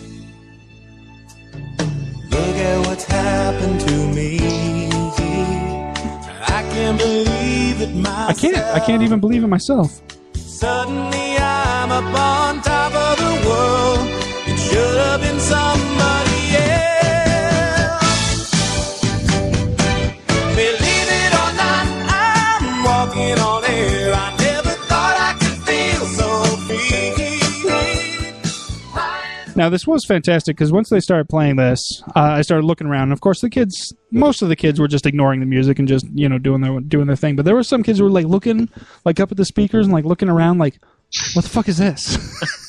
But then I looked around to the adults and the parents and I saw them like exchanging glances like, oh, they're playing this. Yeah. Like, so it was a nice little moment. The DJ thought it was hilarious. I was like, seriously, I'm like, you don't have The Cars That Go Boom? And she's like, no, I don't know what that is. And I was like, yeah. Can you play the Greatest American Hero theme song? And she just laughed and she's like, I think I have that. I'm like, you have? Really? Okay, play it. So I felt extremely old in that particular scenario. So how about you, Steven? What did you do this week? How's your week? My week's been fine. Just kind of same old. Just work, living the dream. Not really. You mean the nightmare? Yeah, pretty much the nightmare, and just I did the two shows back-to-back on Tuesday for this week's long box and what's it called? Did You are doing so many shows on the network that you've forgotten the names of your own shows? Yeah, I have like so many things that I'm working on. There's Arcade Bros, Longbox, Idiot Section, which again I'll be doing like 3 shows this weekend to get the shows out for the week. Trying to think what else is there. I know you've been talking about doing another episode of All White Tukey. All White. I have to get a hold of Pat. Then there's still the Godzilla podcast that's getting in the works, and then now I have to find a new co-host for the Twitter handle I just made because no one took it. So there it is. It's out there now. Do you even brony bro? So get ready for that shit to come down on you peoples. Yeah, I just got that notification. I was like, what the heck is this? Do you even brony bro is now following you on Twitter? Yep. Oh dear God, no. Please no. Do not bring this evil upon this network. Unless they bring listeners with them, in which case bring whatever evil you want. I think they will, so why not? Well, so obviously you're working, but you're not really doing anything extra exciting. Are you finding anything other than I know you game a lot, obviously you talked about that. I really haven't gamed. I've been watching a lot of Justice League, DC kind of shows and stuff like that. I will be obviously I've been working on artwork. There's the idea for the new webcomic that I'm going to be hopefully doing for the network as well. So I mean, I got a lot of stuff that I just need to get the ball kind of rolling on. But other than that, I mean, basically it's just a bunch of miscellaneous projects. That's cool. So you got the webcomic going on, which I can't wait to see more of that. You posted the one picture of the 3 of us, and I'm like, oh, yes. I'm kind of really excited for that just because I really enjoyed being a webcomic. Yeah, so but like I said, I just liked it. Like if anybody remembers the last webcomic I did for the show, this one's actually going to be completely different. I'm actually really going to be diving into like kind of like I think like the idea that I have right now is basically like us, like it's basically like kind of like the Shadows of Us and you kind of like opening like a warehouse door, going like, do you really want to start this? And I'm all like, I don't know, man. I've kind of had a rough year. You know, the engagement broke off from me. We just got screwed over from a former partner kind of thing. And it's all like, so it's just basically, like I said, kind of like us kind of building the network and then getting people to come on and then just being like, so everybody will basically kind of work in this kind of like office area. And there really probably won't be too much of like the podcasting of us like on the air doing stuff. There might be some funny things, but we can do like some, you know, either celebrities coming in or stuff like that, but it would just be a bunch of geek stuff and things we talk about and all this kind of funny stuff and just really kind of dealing with like, you know, kind of almost like real life problems, like if we were actually run this as like probably like a business. So, well, we'll see how it goes. I think you should entitle it Mega. That should be the name of the Mega strip. Just Mega. No? Okay. Everybody's so quiet tonight. I'm going to throw a thing out in the world and hopefully I get a response. Crickets. That's why I put background music on just in case. I got like the greatest 80s TV show opening themes in the background. I don't know. What do we got going on right now? I don't even know. Oh, Charles in Charge! Oh. I don't know this one. What is this? No idea. Oh, there we go. I know this one. Anyways. It was like one of the after I played the Greatest American theme song on YouTube, this was one of the suggestions. I'm like, I'll check this out and play it in the background. And yeah, so there it is. So yeah, I got sorry. I got nothing. Yeah. I'm drawing blanks here. Now I did want to talk. You brought this up a little bit ago, Stephen, and it was a show note that I threw in here just because I thought it was absolutely hilarious. North Korea. Everybody knows that North Korea is, they're fucked up, is what they are. They also have, the general populace has absolutely no access to the internet or news media outside of North Korea. So they're fed a lot of propaganda from Kim Jong-un and the leadership, people basically. They tell their people whatever they want. And they're led to believe that basically North Korea is the greatest country in the world, that nobody else in the world has it better than them. they're basically told to believe this because obviously they have it really fucking bad. So they want them to believe that there isn't anything better anywhere else so that they don't basically go elsewhere, or try to leave or try to overthrow the government. Yeah. Well, recently on a North Korean news channel, they had a story which confirmed that North Korea had in fact landed a man on the sun. Not the moon, the sun. They sent according to North Korean news, they sent a man to the sun. It took him approximately 4 hours to fly there, which, no.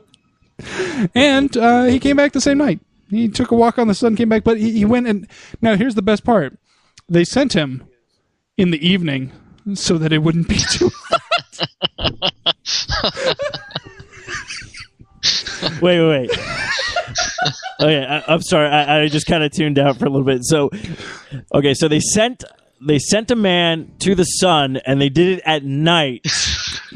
That's their logic. Yes. So here's what the news people actually said. I wonder how they. No. I want to know how they pitched that to him. Okay, you are going to be sent to the sun. I don't want to be sent to the sun. Well, that seems real hot. No. It's okay. We will send you at night. Oh, night. I get it. Oh, I see. So I be the cool of the night. Yes, you will. I don't know what accent I was trying to do. This is an actual news broadcast. This is what the people of North Korea are fed as actual news stories. This is, of course, translated from Korean, but it says, "We are delighted to announce a successful mission to put a man on the sun. North Korea has beaten every other country in the world to the sun. Hung Il-gong is a hero and deserves a hero's welcome when he returns home later this evening." He went for a day trip to the sun, evidently. Fuck it. Eric, what are you doing this weekend? Look, go to the sun. It's not going to take the entire weekend. Let's just take a day trip to the sun. Yeah. This is so fantastic. Hung is expected back on Earth in just a few hours' time, where he will be greeted by his uncle and supreme leader, Kim Jong-un. Hung traveled in the cover of darkness, as it would protect him from the harsh and extreme temperatures of the sun. Hung will also be bringing back... This is great for all you scientists out there. Hung will also be bringing back some sunspot samples for his uncle, which I'm sure he will show off to the world in a short amount of time. The North Korean Central News Agency is calling the 18-hour mission the greatest human achievement of our time. I just can't. I just can't even. I mean, you can't even seriously. Fathom. I mean, the sun, people. But if you're going to go to the sun, go at night. You know. Yeah. No. I mean, you got to. I just don't even. I mean, what do you guys think about now? It does bring up a serious point, though. It does bring up a serious point that the fact of the matter is, I mean, we laugh about it, but there are people, human beings on this earth right now, who, because they don't have any access to any other information, this is what they believe is news. They believe this because that is what they are told, and that's the only access to information they have. How it's 2014? How is it that there are still people on this earth that are so cut off from the rest of the world that they can be told this kind of thing and believe it? I mean, what can we do about this? No suggestions? All right. I'm surprised you're not. I'm surprised you're not. I'm surprised you're not playing the song by Smash Mouth. Might as well be walking on the sun. because I didn't think of it, honestly. Well, you got Kim Il-jill. He's trying to send people to the sun. It's not working. They can't get there because it's way too freaking hot. I don't know. It's really hot. It's hot, guys. Oh man. Yeah, because I didn't think about it until you said that.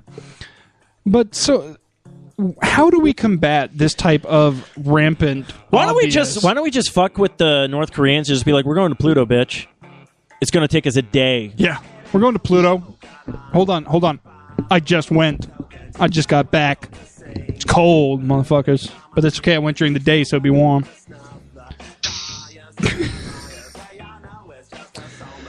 So, I mean, but in all seriousness, though, I mean, how do we get information to people when their government doesn't want them to have that information and instead is providing them with this kind of information. I mean, we talk about things like Fox News and CNN and stuff like, oh, they're only telling you what they want you to know. But we as Americans have so much access to information that we can get the real story so quickly and easily as compared to, I mean, if somebody put a news story up on CNN about us landing a man on the sun, every other news channel would be like, hey, wait a minute, what the fuck are you talking about? And then, of course, you know, anybody could look up, wait a minute, is the sun really cooler at night? Click, click, click, click, click, Wikipedia. No, it's not. I look right here on Wikipedia. It says the sun's the same temperature all the time. And it's really hot. You'd burn your feet a lot. It's unbelievable to me that that anybody could believe this, but then you think about it, that's how limited they are to information that they don't know. You think about what they're being taught in school. Like, imagine if you go to school and you're taught that the sun's only hot in the daytime. That the sun actually, does it turn off at night so you can go and chill on it? Yeah, it boggles. It just really boggles me because it's like this is a threat to us. Like, literally, this is a country that we need to fear. Like, well, they've been trying to threaten us. Unfortunately, our government doesn't have a working fax machine set up. Oh, that's right. So they were only able to threaten other countries with fax machines. They're like, you know what they should just... They're like, I got an idea. What? We send singing telegram. North Korea. It's like, North Korea, stop. We're coming for you. Stop. We got to the sun. Stop. Maybe. Tell you what, North Korea, go back. Next time, send Kim Jong-un to the sun. I just don't understand. No, you can't get rid of their most important person. I just don't even know what to do about that country because everything about that country is nuttier than a squirrel turd, and I feel really bad for the general populace because they don't know. They're just going about their lives thinking that what they know is the truth. I mean, it would boggle their mind if you showed up with a laptop with internet access and be like, "Hey, check this out." Not even not even a brand new laptop. Like, you can literally give them the very first laptop we've ever created, and they'd be like, "What is this?" Well, I don't know why I don't know why I just made them German. Oh yeah, we don't understand. What is this? What is this? Ahmed Lichtenstein. This is not from the Jews, is it? I won't take it. Why are you German? We don't know. Steve does not have a proper Korean accent. I have to do. Oh really? Oh really?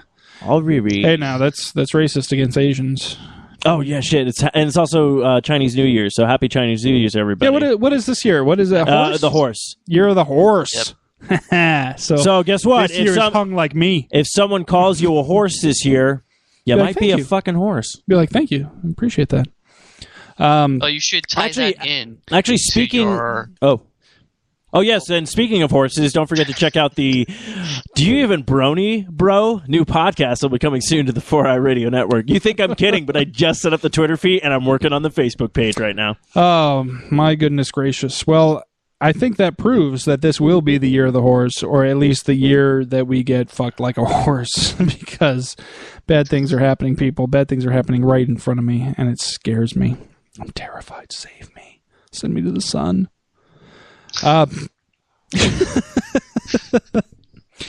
Aaron. Yes. Hi. Listen, I don't know where I was going with that. I had a question. This is what happened when Matt's not here. I just go off. I was like, I had a question and I forgot it. Oh no. Okay. Here's my question. Uh-huh. Who do you have in the hopper for your next interview? You got any? Got your sights set on anybody in particular? Got anybody on the hook? Not particularly.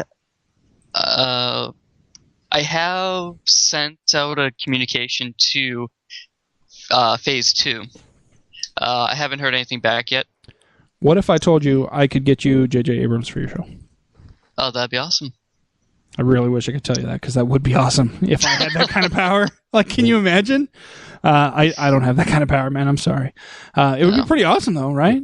Maybe for the Star Wars show, you can get him. I'd get him for both. I'd be like, listen, we've got both a Star Trek show and a Star Wars show. We kind of go both ways, kind of like you, man. So, and hey, if you go both ways, we're willing to compensate you for the interview as well if you need to. Steven is here. He's got a brony costume and everything. No, I don't have that yet. Don't try to start selling people on shit I don't own. God, get their hopes up. Okay, Steven, we'll do the brony thing with you, but you have to bring the costume yourself. That's the rule. Okay, JJ, if you're listening, bring your own brony costume. You get JJ. I'll definitely do a brony Star Trek themed one. I'll put the little symbol on my ass. Can we do okay, here's what we need. We need brony Star Wars versus Power Ranger Star Trek. Ultimate 4 crossover double feature battle royale. What do you think? We could do that. So I'm thinking, like a Chewbacca horse and like a Luke now horse. Okay, this is the thing, though. You're giving me ideas because I'm literally going to be drawing half of this crap out now. I'm not kidding you. I need a print like this size here. I'll see what I can do. That way of Star Wars themed My Little Ponies on a battlefield with Star Trek themed Power Rangers battling each other. I could do that. Yeah, we need to sell the crap out of that print. Just put it in writing, and we'll be good. There we go. So, I wonder how many people have just tuned. They're like, "What the fuck are they talking about? Is he fucking serious? Is he really doing this podcast?" Steve is like, "This guy has hit rock bottom. There's nothing left for him anymore." There were a couple other. Weren't there some other things that we wanted to talk about? I thought there were. Well, I could have sworn there were some topics. This is the dumb part. Is this the? There was no socially awkward question for this week, right? No, because originally we were going to ask because we had decided we were trying to decide between the name for the next level up from Cougar. Whether it was going to be Panther or Puma. Actually, the funny part is I talked to our unofficial intern and I mentioned Jaguar, and she goes, "Yeah, that's the next step up." So sorry, Matt, Lioness is not the next step up. So it is Jaguar. It is Jaguar. That's already a thing. Yeah, it's a good thing we didn't ask that question then, because people have been like, "Duh, it's already a thing." So after Jaguar, though, when you get into grandma territory, that's when you get into Sabretooth. No. You get into... I like Sabretooth. I don't care. Matt, sorry, but Sabretooth is so much more descriptive than Lioness. And I still think of the kid from Charlie Brown with the blanket, which I was corrected on Twitter by my co-host from the Her Majesty's Secret podcast. It was Linus. Linus is the one with the blanket. Schroeder is the one that plays the piano. So I'm sorry, everyone. I got my... You're lucky that confused. Schultz is dead, because he would have risen up from his grave and been like, "I hate you, son of a bitch!" I'm like, and who was it that wouldn't hold the fucking football? Was that Tina? Was that Juliet? I can't. I thought that was Lucy. Yeah. Oh, okay. See, you could be an actor. I know there was some bitch who wouldn't hold the goddamn football. Man, I wanted to kick her in her twat. Wow, things really got out of hand here. Yeah, it really got out of hand. Yeah, that escalated pretty quickly. These IPAs make me angry. I don't know what's going on. I know. That's why I got Coronas. I'm like, the Coronas would have made me angry and lazy. Oh, damn it. I'm kidding. Matthew, if you're listening, I'm sorry. You weren't here. I didn't have your face to look at every time I was thinking about making a racial comment and being like, oh no, got to tone it back, got to bring it back. Next time that Matt's out, we need to put like a picture of him up, like on a stick, on a chair right here, so that anytime I'm thinking about making a racial comment, I can look and be like, oh, no. I'm not doing that anymore. But in the meantime, so I got that going for me. So I know you guys wanted to talk. I know you guys are going to talk about this on the Long Box Cast, but I know you wanted to bring it up. Yeah, I just want to get other people's opinion. People who are not in. I don't get me wrong. A lot of people like comic books and all that kind of stuff, but I also wanted to get people's opinion. Well, this is going to be the movie too. So I mean, this is like a huge movie thing. So I really kind of wanted to know. Who's it going to be? Jesse Eisenberg? Is Yeah, that his name? Jesse Eisenberg, which is okay. Now I do have to bring it back to another podcast we have on the network called Straight Outta Austin. They just had their 100th episode. Congratulations to them. But they did actually Those prolific bastards. They kept bringing up Jesse Eisenberg and how much they hate this kid. And it was just so funny. Then today was announced for He is really kind of fucking annoying for the though. Batman Superman movie. He was picked for Lex Luthor. Now, I'm going to be honest. They picked Ben Affleck, and everybody, the internet exploded. The internet exploded with, I gotten over that. I'm like, look, who cares at this point? I go, to me, at this point, I figured it didn't matter who they picked for Batman. No one was going to be happy. Okay, they could have picked Christian Bale. Hell, they could have even had Michael Keaton come back and play Batman. No one would have been happy with that character, okay? And now you're telling me that, now don't get me wrong, Jesse Eisenberg, I don't hate him as an actor. I don't have a problem with him. To me, he kind of just plays the same character in every movie. He just, as far as I can tell, he essentially plays himself. I haven't really seen any... That's just who he is. I didn't like The Social Network because I thought it was boring as fuck. Because I'm like, I really don't give a shit how Facebook got made. Just let me promote my shit on Facebook. That's all I need to know. And then I watched him in Now You See Me. Okay, and I did not see that one. I think it was a fun movie. It wasn't great, but it wasn't a bad movie. I recommend check it out. It's one of those movies that it's fun enough. And I will say that there's a lot of twists and turns. I mean, obviously it's a movie about illusion, so there's going to be twists and turns. It was not on the level of The Prestige. It was not on the level of The Illusionist when it comes to magic themed movies. I've not seen The Illusionist, but I heard it's good. But I love The Prestige. The Prestige was amazing.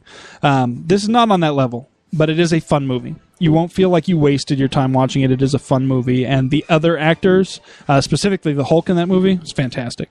So definitely, wait, the Hulk's in that movie? Yeah. Like he just comes out as like, no. It's really just Bruce Banner mostly.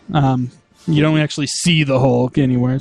But there are quite a few twists and turns, most of which I saw coming. But I will admit that there were a couple that I didn't see coming. So, and the fact was, I was looking for them because I'm like, oh, it's in a movie about illusion. So obviously they're going to try to do some twists and turns, and it's going to be like, what a twist! And so I was looking for things, and the fact that they were still able to get one or two over on me, I was pretty proud of them. I was pretty happy with them about that. So, of course, I made the joke of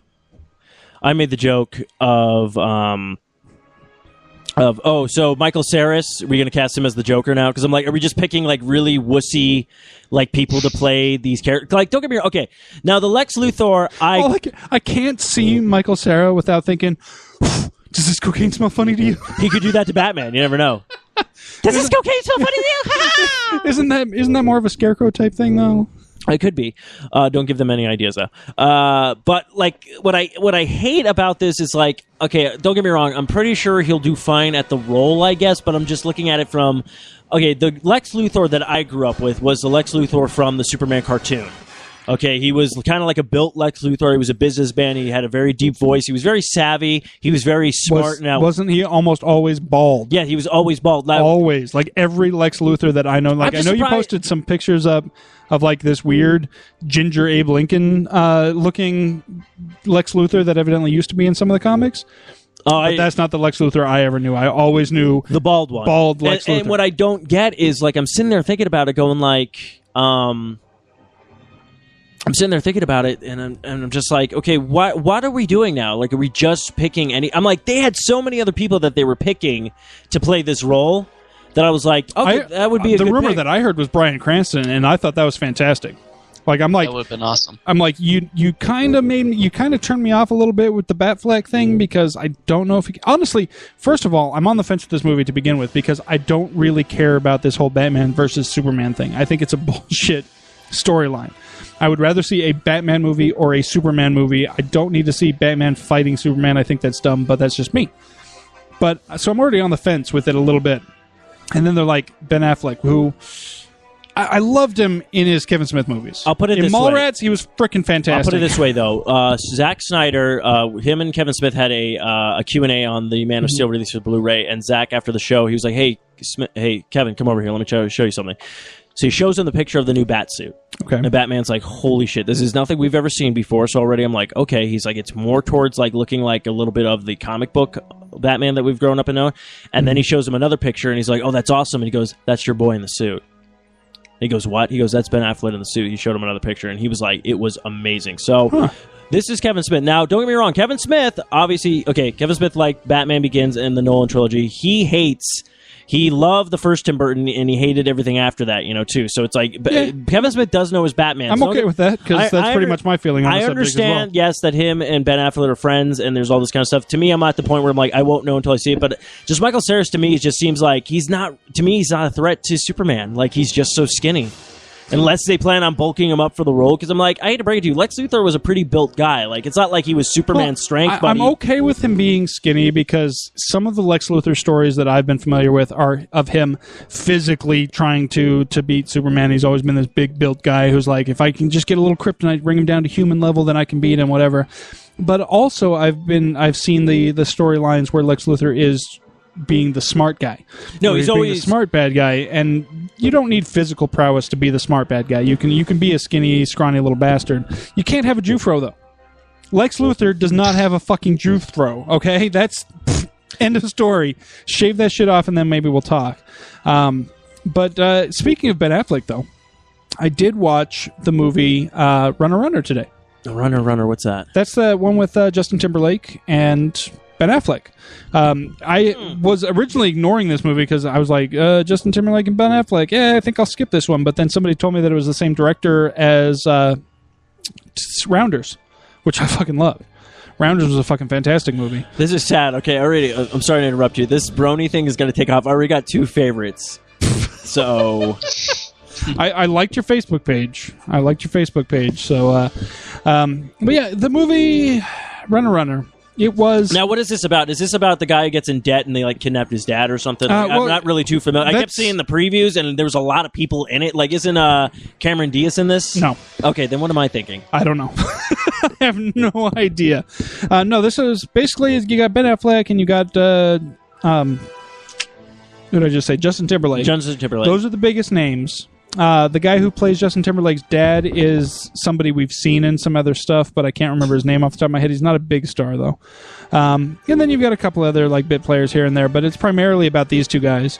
Basically, Ben Affleck plays this guy who's like a kingpin of a internet gaming site. He runs a online poker room type of thing. I literally thought he's like, I run an online gaming site. What is it? Halo 3. If you ran Half-Life 3, you'd be rich.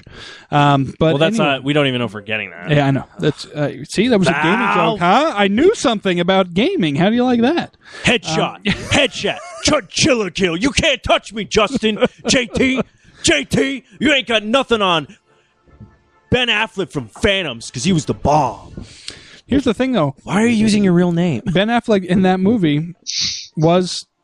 He was playing Ben Affleck. Like, seriously, like, that's what I thought. I'm like, okay, so Ben Affleck has gotten to the point where he's playing himself now.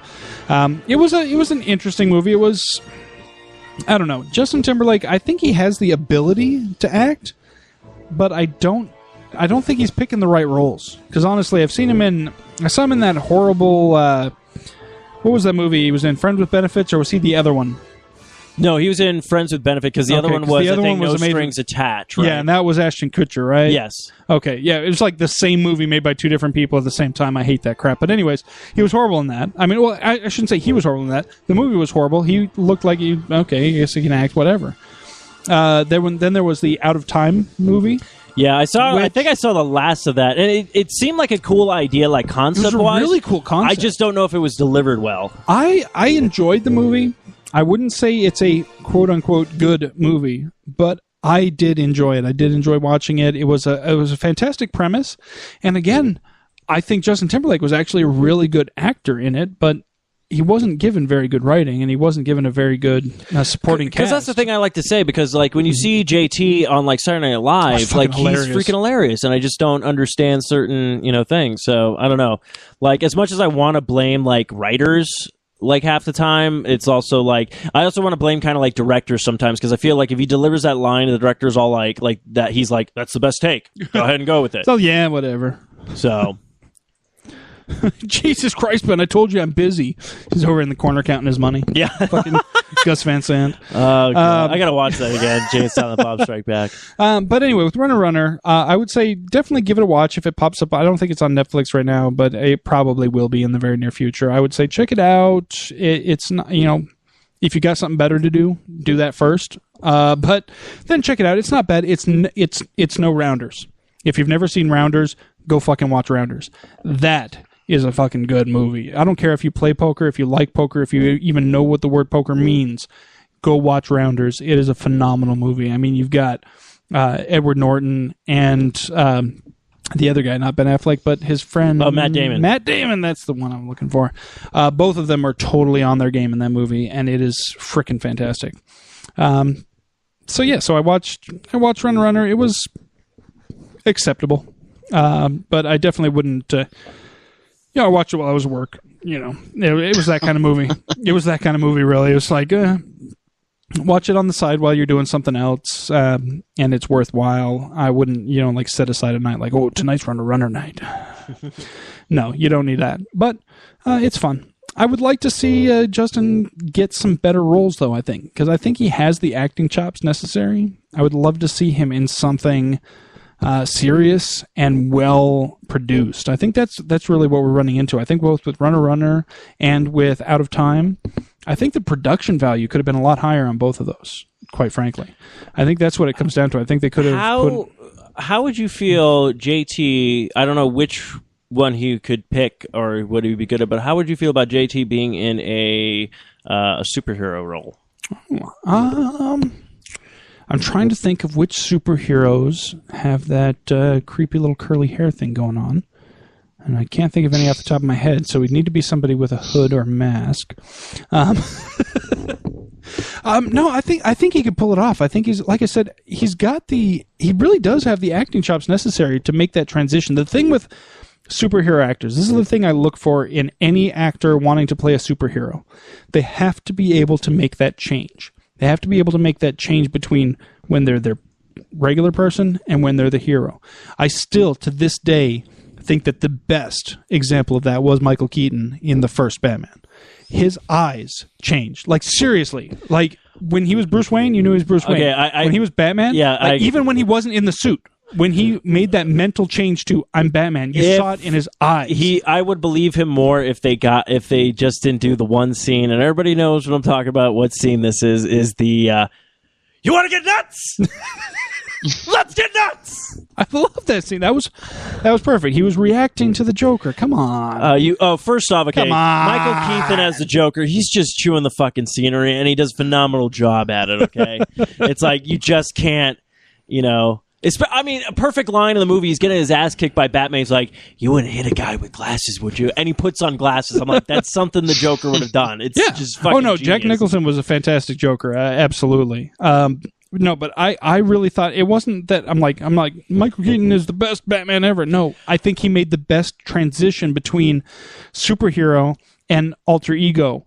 Just the change was so dramatic just in his eyes. He didn't even have to... You could see in the movie, you watch the movie, there's times when... It's kind of like with... I think the next best actor that I've seen this in is Bryan Cranston in Breaking Bad. When you saw the change in his face, just instantly, when it's like, okay, a moment ago you were talking to Walter White. Now you're fucking talking to Heisenberg. And you know just by looking at his face which one you're talking to. And that's what Keaton was able to do in that first Batman. He changed in his eyes. Like, you could see, like, oh no, it's Batman now. He's not in the suit. He's not in the cowl. He's not in the cape. But that's fucking Batman now. A second ago it was Bruce Wayne. Now it's Batman. And Cranston was able to do that in Breaking Bad as well. When you knew when you were talking to Walter White and when you were talking to fucking Heisenberg. And so that's what I look for in an actor playing a superhero or supervillain role. Anytime when you can see that change without a word being spoken, when you can see that change between here's who you were talking to a second ago and oh crap, now I'm talking to this guy.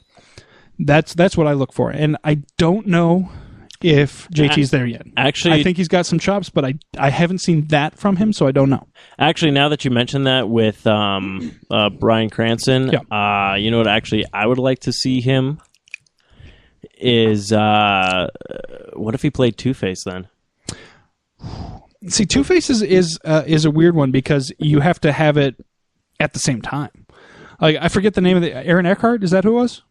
Yeah. I thought he did a phenomenal job. Well, that's the thing, though, with Two-Face. Two-Face really... is you don't have it at the same time.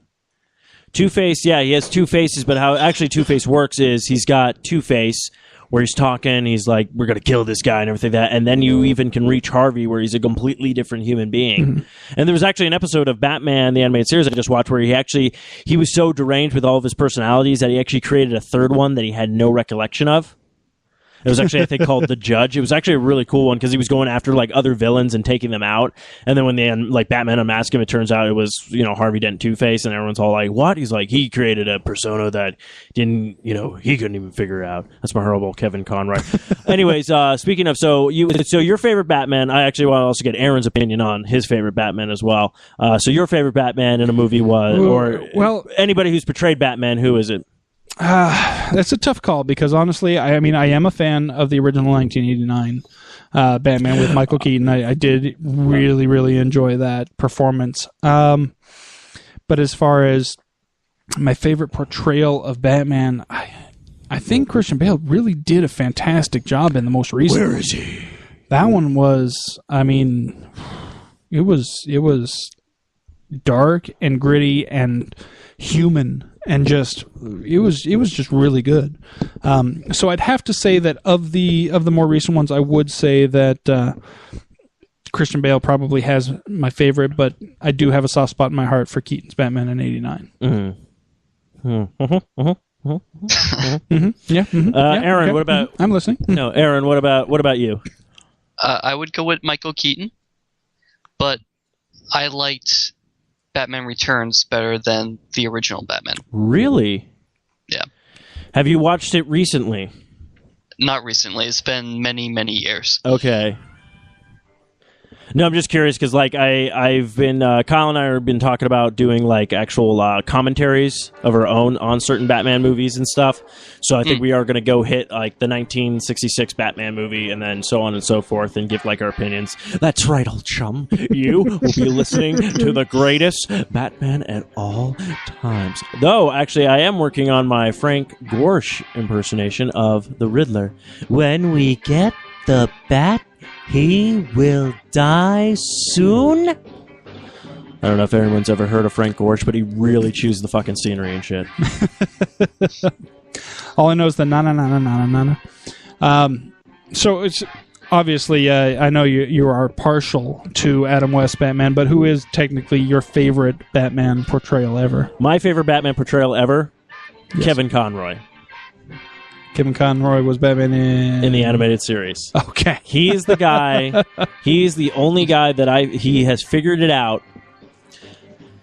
that Batman, this is how he presented it. His Batman is Batman, that's who he is. The mask is Bruce Wayne. So, he doing, I am vengeance, I am the night, that kind of thing. That's him. And then he's, literally, when he did, Bruce Wayne, he's I just put it up a little bit more. He goes, Bruce Wayne is the act.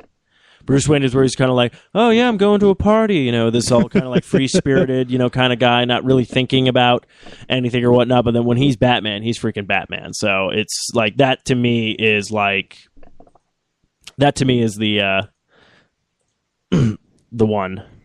All right. I did not see that coming. I'll be quite honest. Oh, anytime I'm reading, though, but this is me though. Anytime I'm reading the comics, Batman's voice is Kevin Conroy's voice in my head, and then when I see the Joker, it's Mark Hamill as the Joker. So, but then again, I did actually have fun with it. I was telling Kyle, and actually Kyle and I talked to him about another idea. We might actually take comics, and actually might get to get some fans' infos on Longbox Podcast. But we'll take a bunch of comic books and actually read them.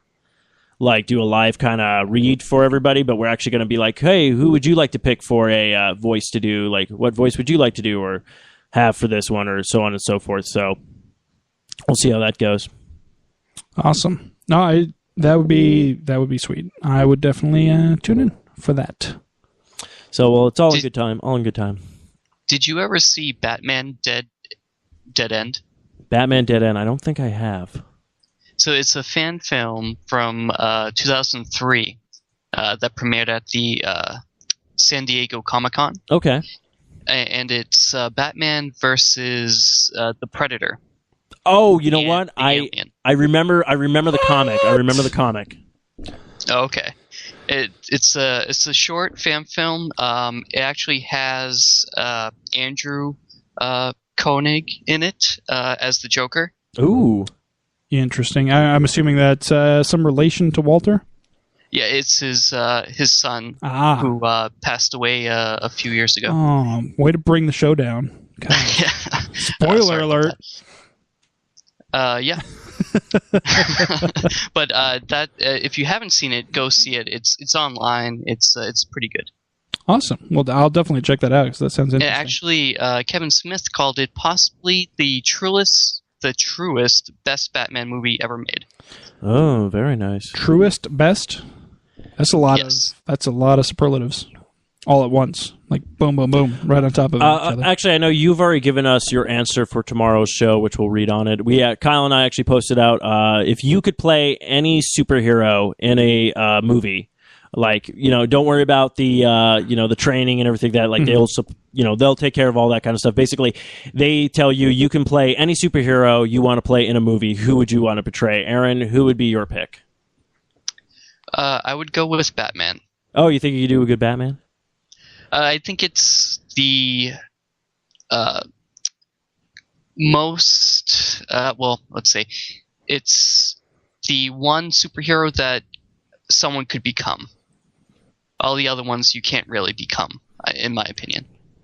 Yeah, you could become the Green Arrow. You could become Iron Man. Yeah, there's actually quite a few. I think that don't have technically super powers, but I think Batman is probably the most well-known, the most common name of those. Mm-hmm.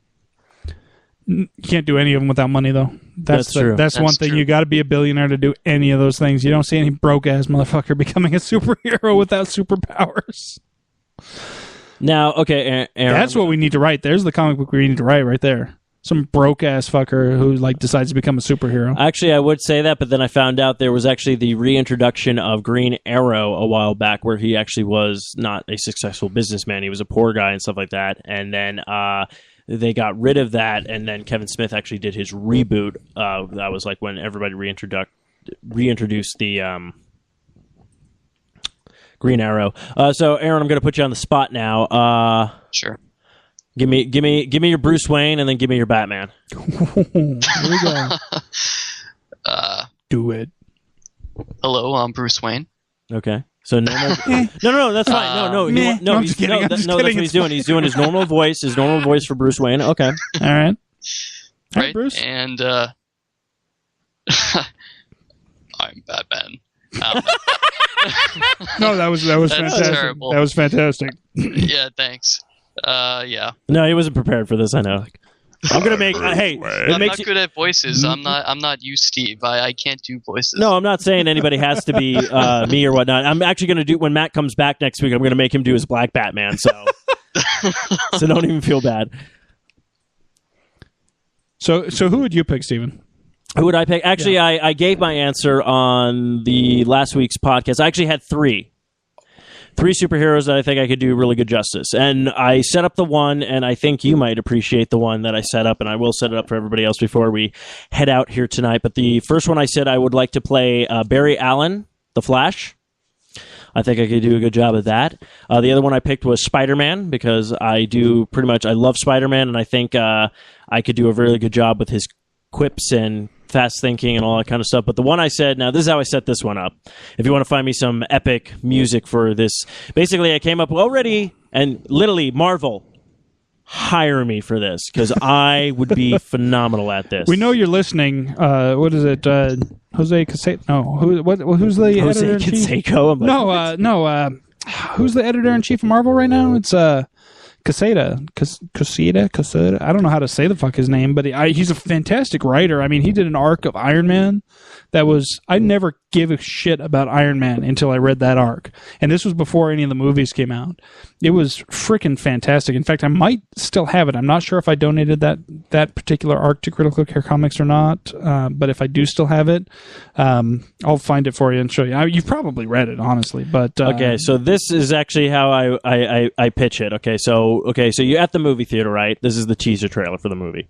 You're at the movie, sitting in there. Comes up with that green screen, right? Preview for everybody. Then all of a sudden you see this bucket, splash it with red. So you're already like, oh, it's a Red Band trailer. Oh, snap. Now, all you see then is this guy sitting behind a desk like an executive. And then you just kind of see like this back of the chair and kind of like hand movements or whatnot. And this guy's going like, look, I got the greatest blockbuster for you ever, okay, this summer. It's going to be fantastic. Check this out. It's got action. And then it clips over to like things exploding and stuff like that. It's got love interest. And it shows like something like corny, like, two girls, a guy and a girl running on like a sand field or whatnot. It's got quick whips. It's got everything you freaking need to. You gotta do this movie. You just gotta do this movie. Guy's like, yeah, I think we're gonna pass on this. I don't know. It just doesn't feel right. And then guy turns around from the chair. Deadpool. Looks over at the audience and goes, can you believe this fucker?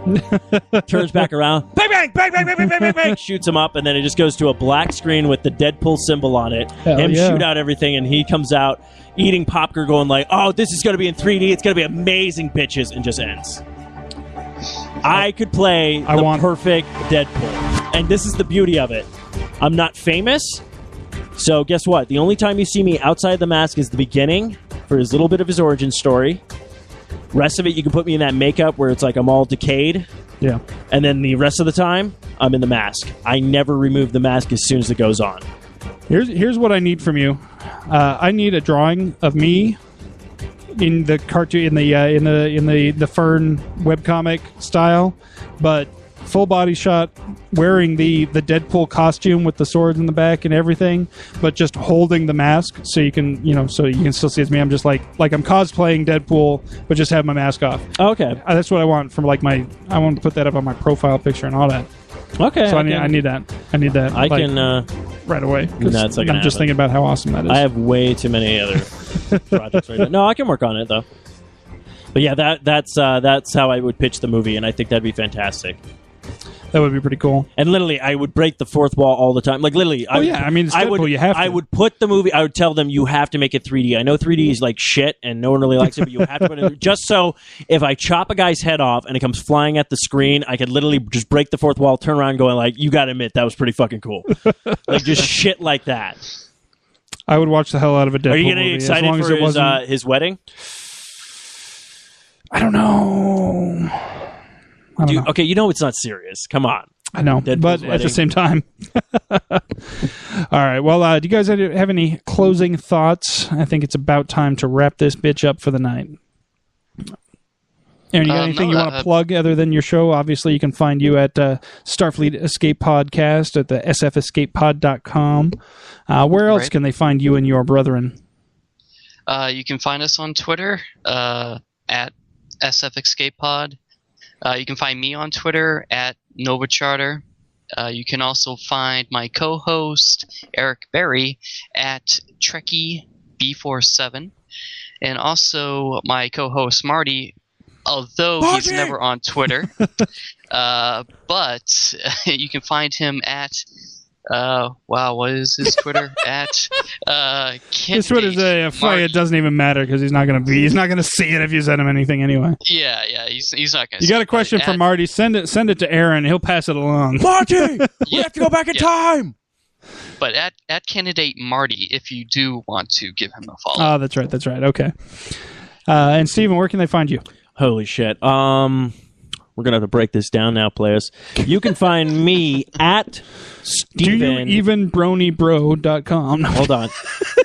You can find me at Stephen Mooney Jr. on the Twitters. You can find me at S Mooney Jr. on my Instagram. You can also follow at Arcade_Bros. You can also follow at LongBoxCast. And you can also follow at Do You Even Brony Bro. And soon I got to create the other one, but the other podcast is going to be Jedi, Sith, Ewok. I'm getting the Twitter handle now, so sweet. But you can find me on the Twitters at Eric J. Dewey. Obviously, you want to follow the show at the Sasquatch Net. Find us on Facebook and give us a like. It's facebook.com/the Sasquatch Net. As always, you can find our shows on sociallyawkwardstudios.com, on foureyedradio.com. We are on Spreaker. We are on iTunes. We are on Stitcher, the Zune Marketplace, the BlackBerry Podcast Directory, the Blueberry Podcast Directory, the Miro Guide, Double Twist, YouTube, Swell Radio, SoundCloud, and Player.fm. There's no excuses, folks. We're frickin' everywhere. Find us.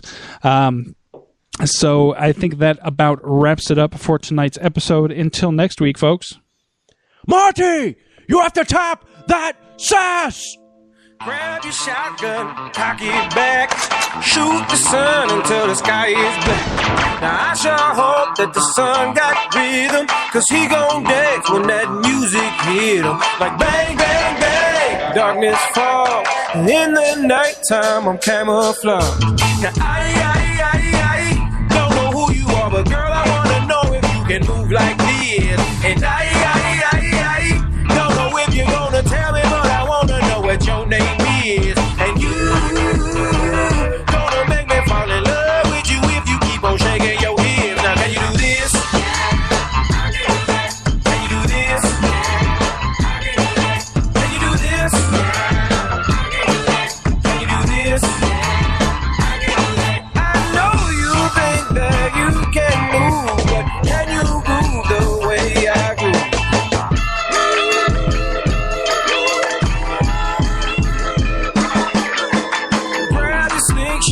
Find a stone, shoot the moon until the night is gone. Now I sure hope that moon got rhythm, cause he gon' rock when my stone hit him. Like boom, boom, boom, let me shine.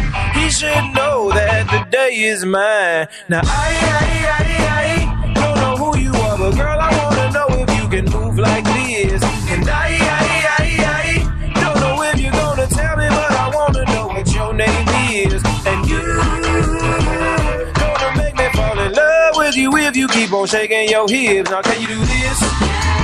Can you do this? Can you do this? Can you do this? I know you think that you can move, but can you move the way I groove? Now why are you standing on the wall? Did you come to dance at all? I'm watching you, girl, watching me. You got moves and let me see. Can you do this?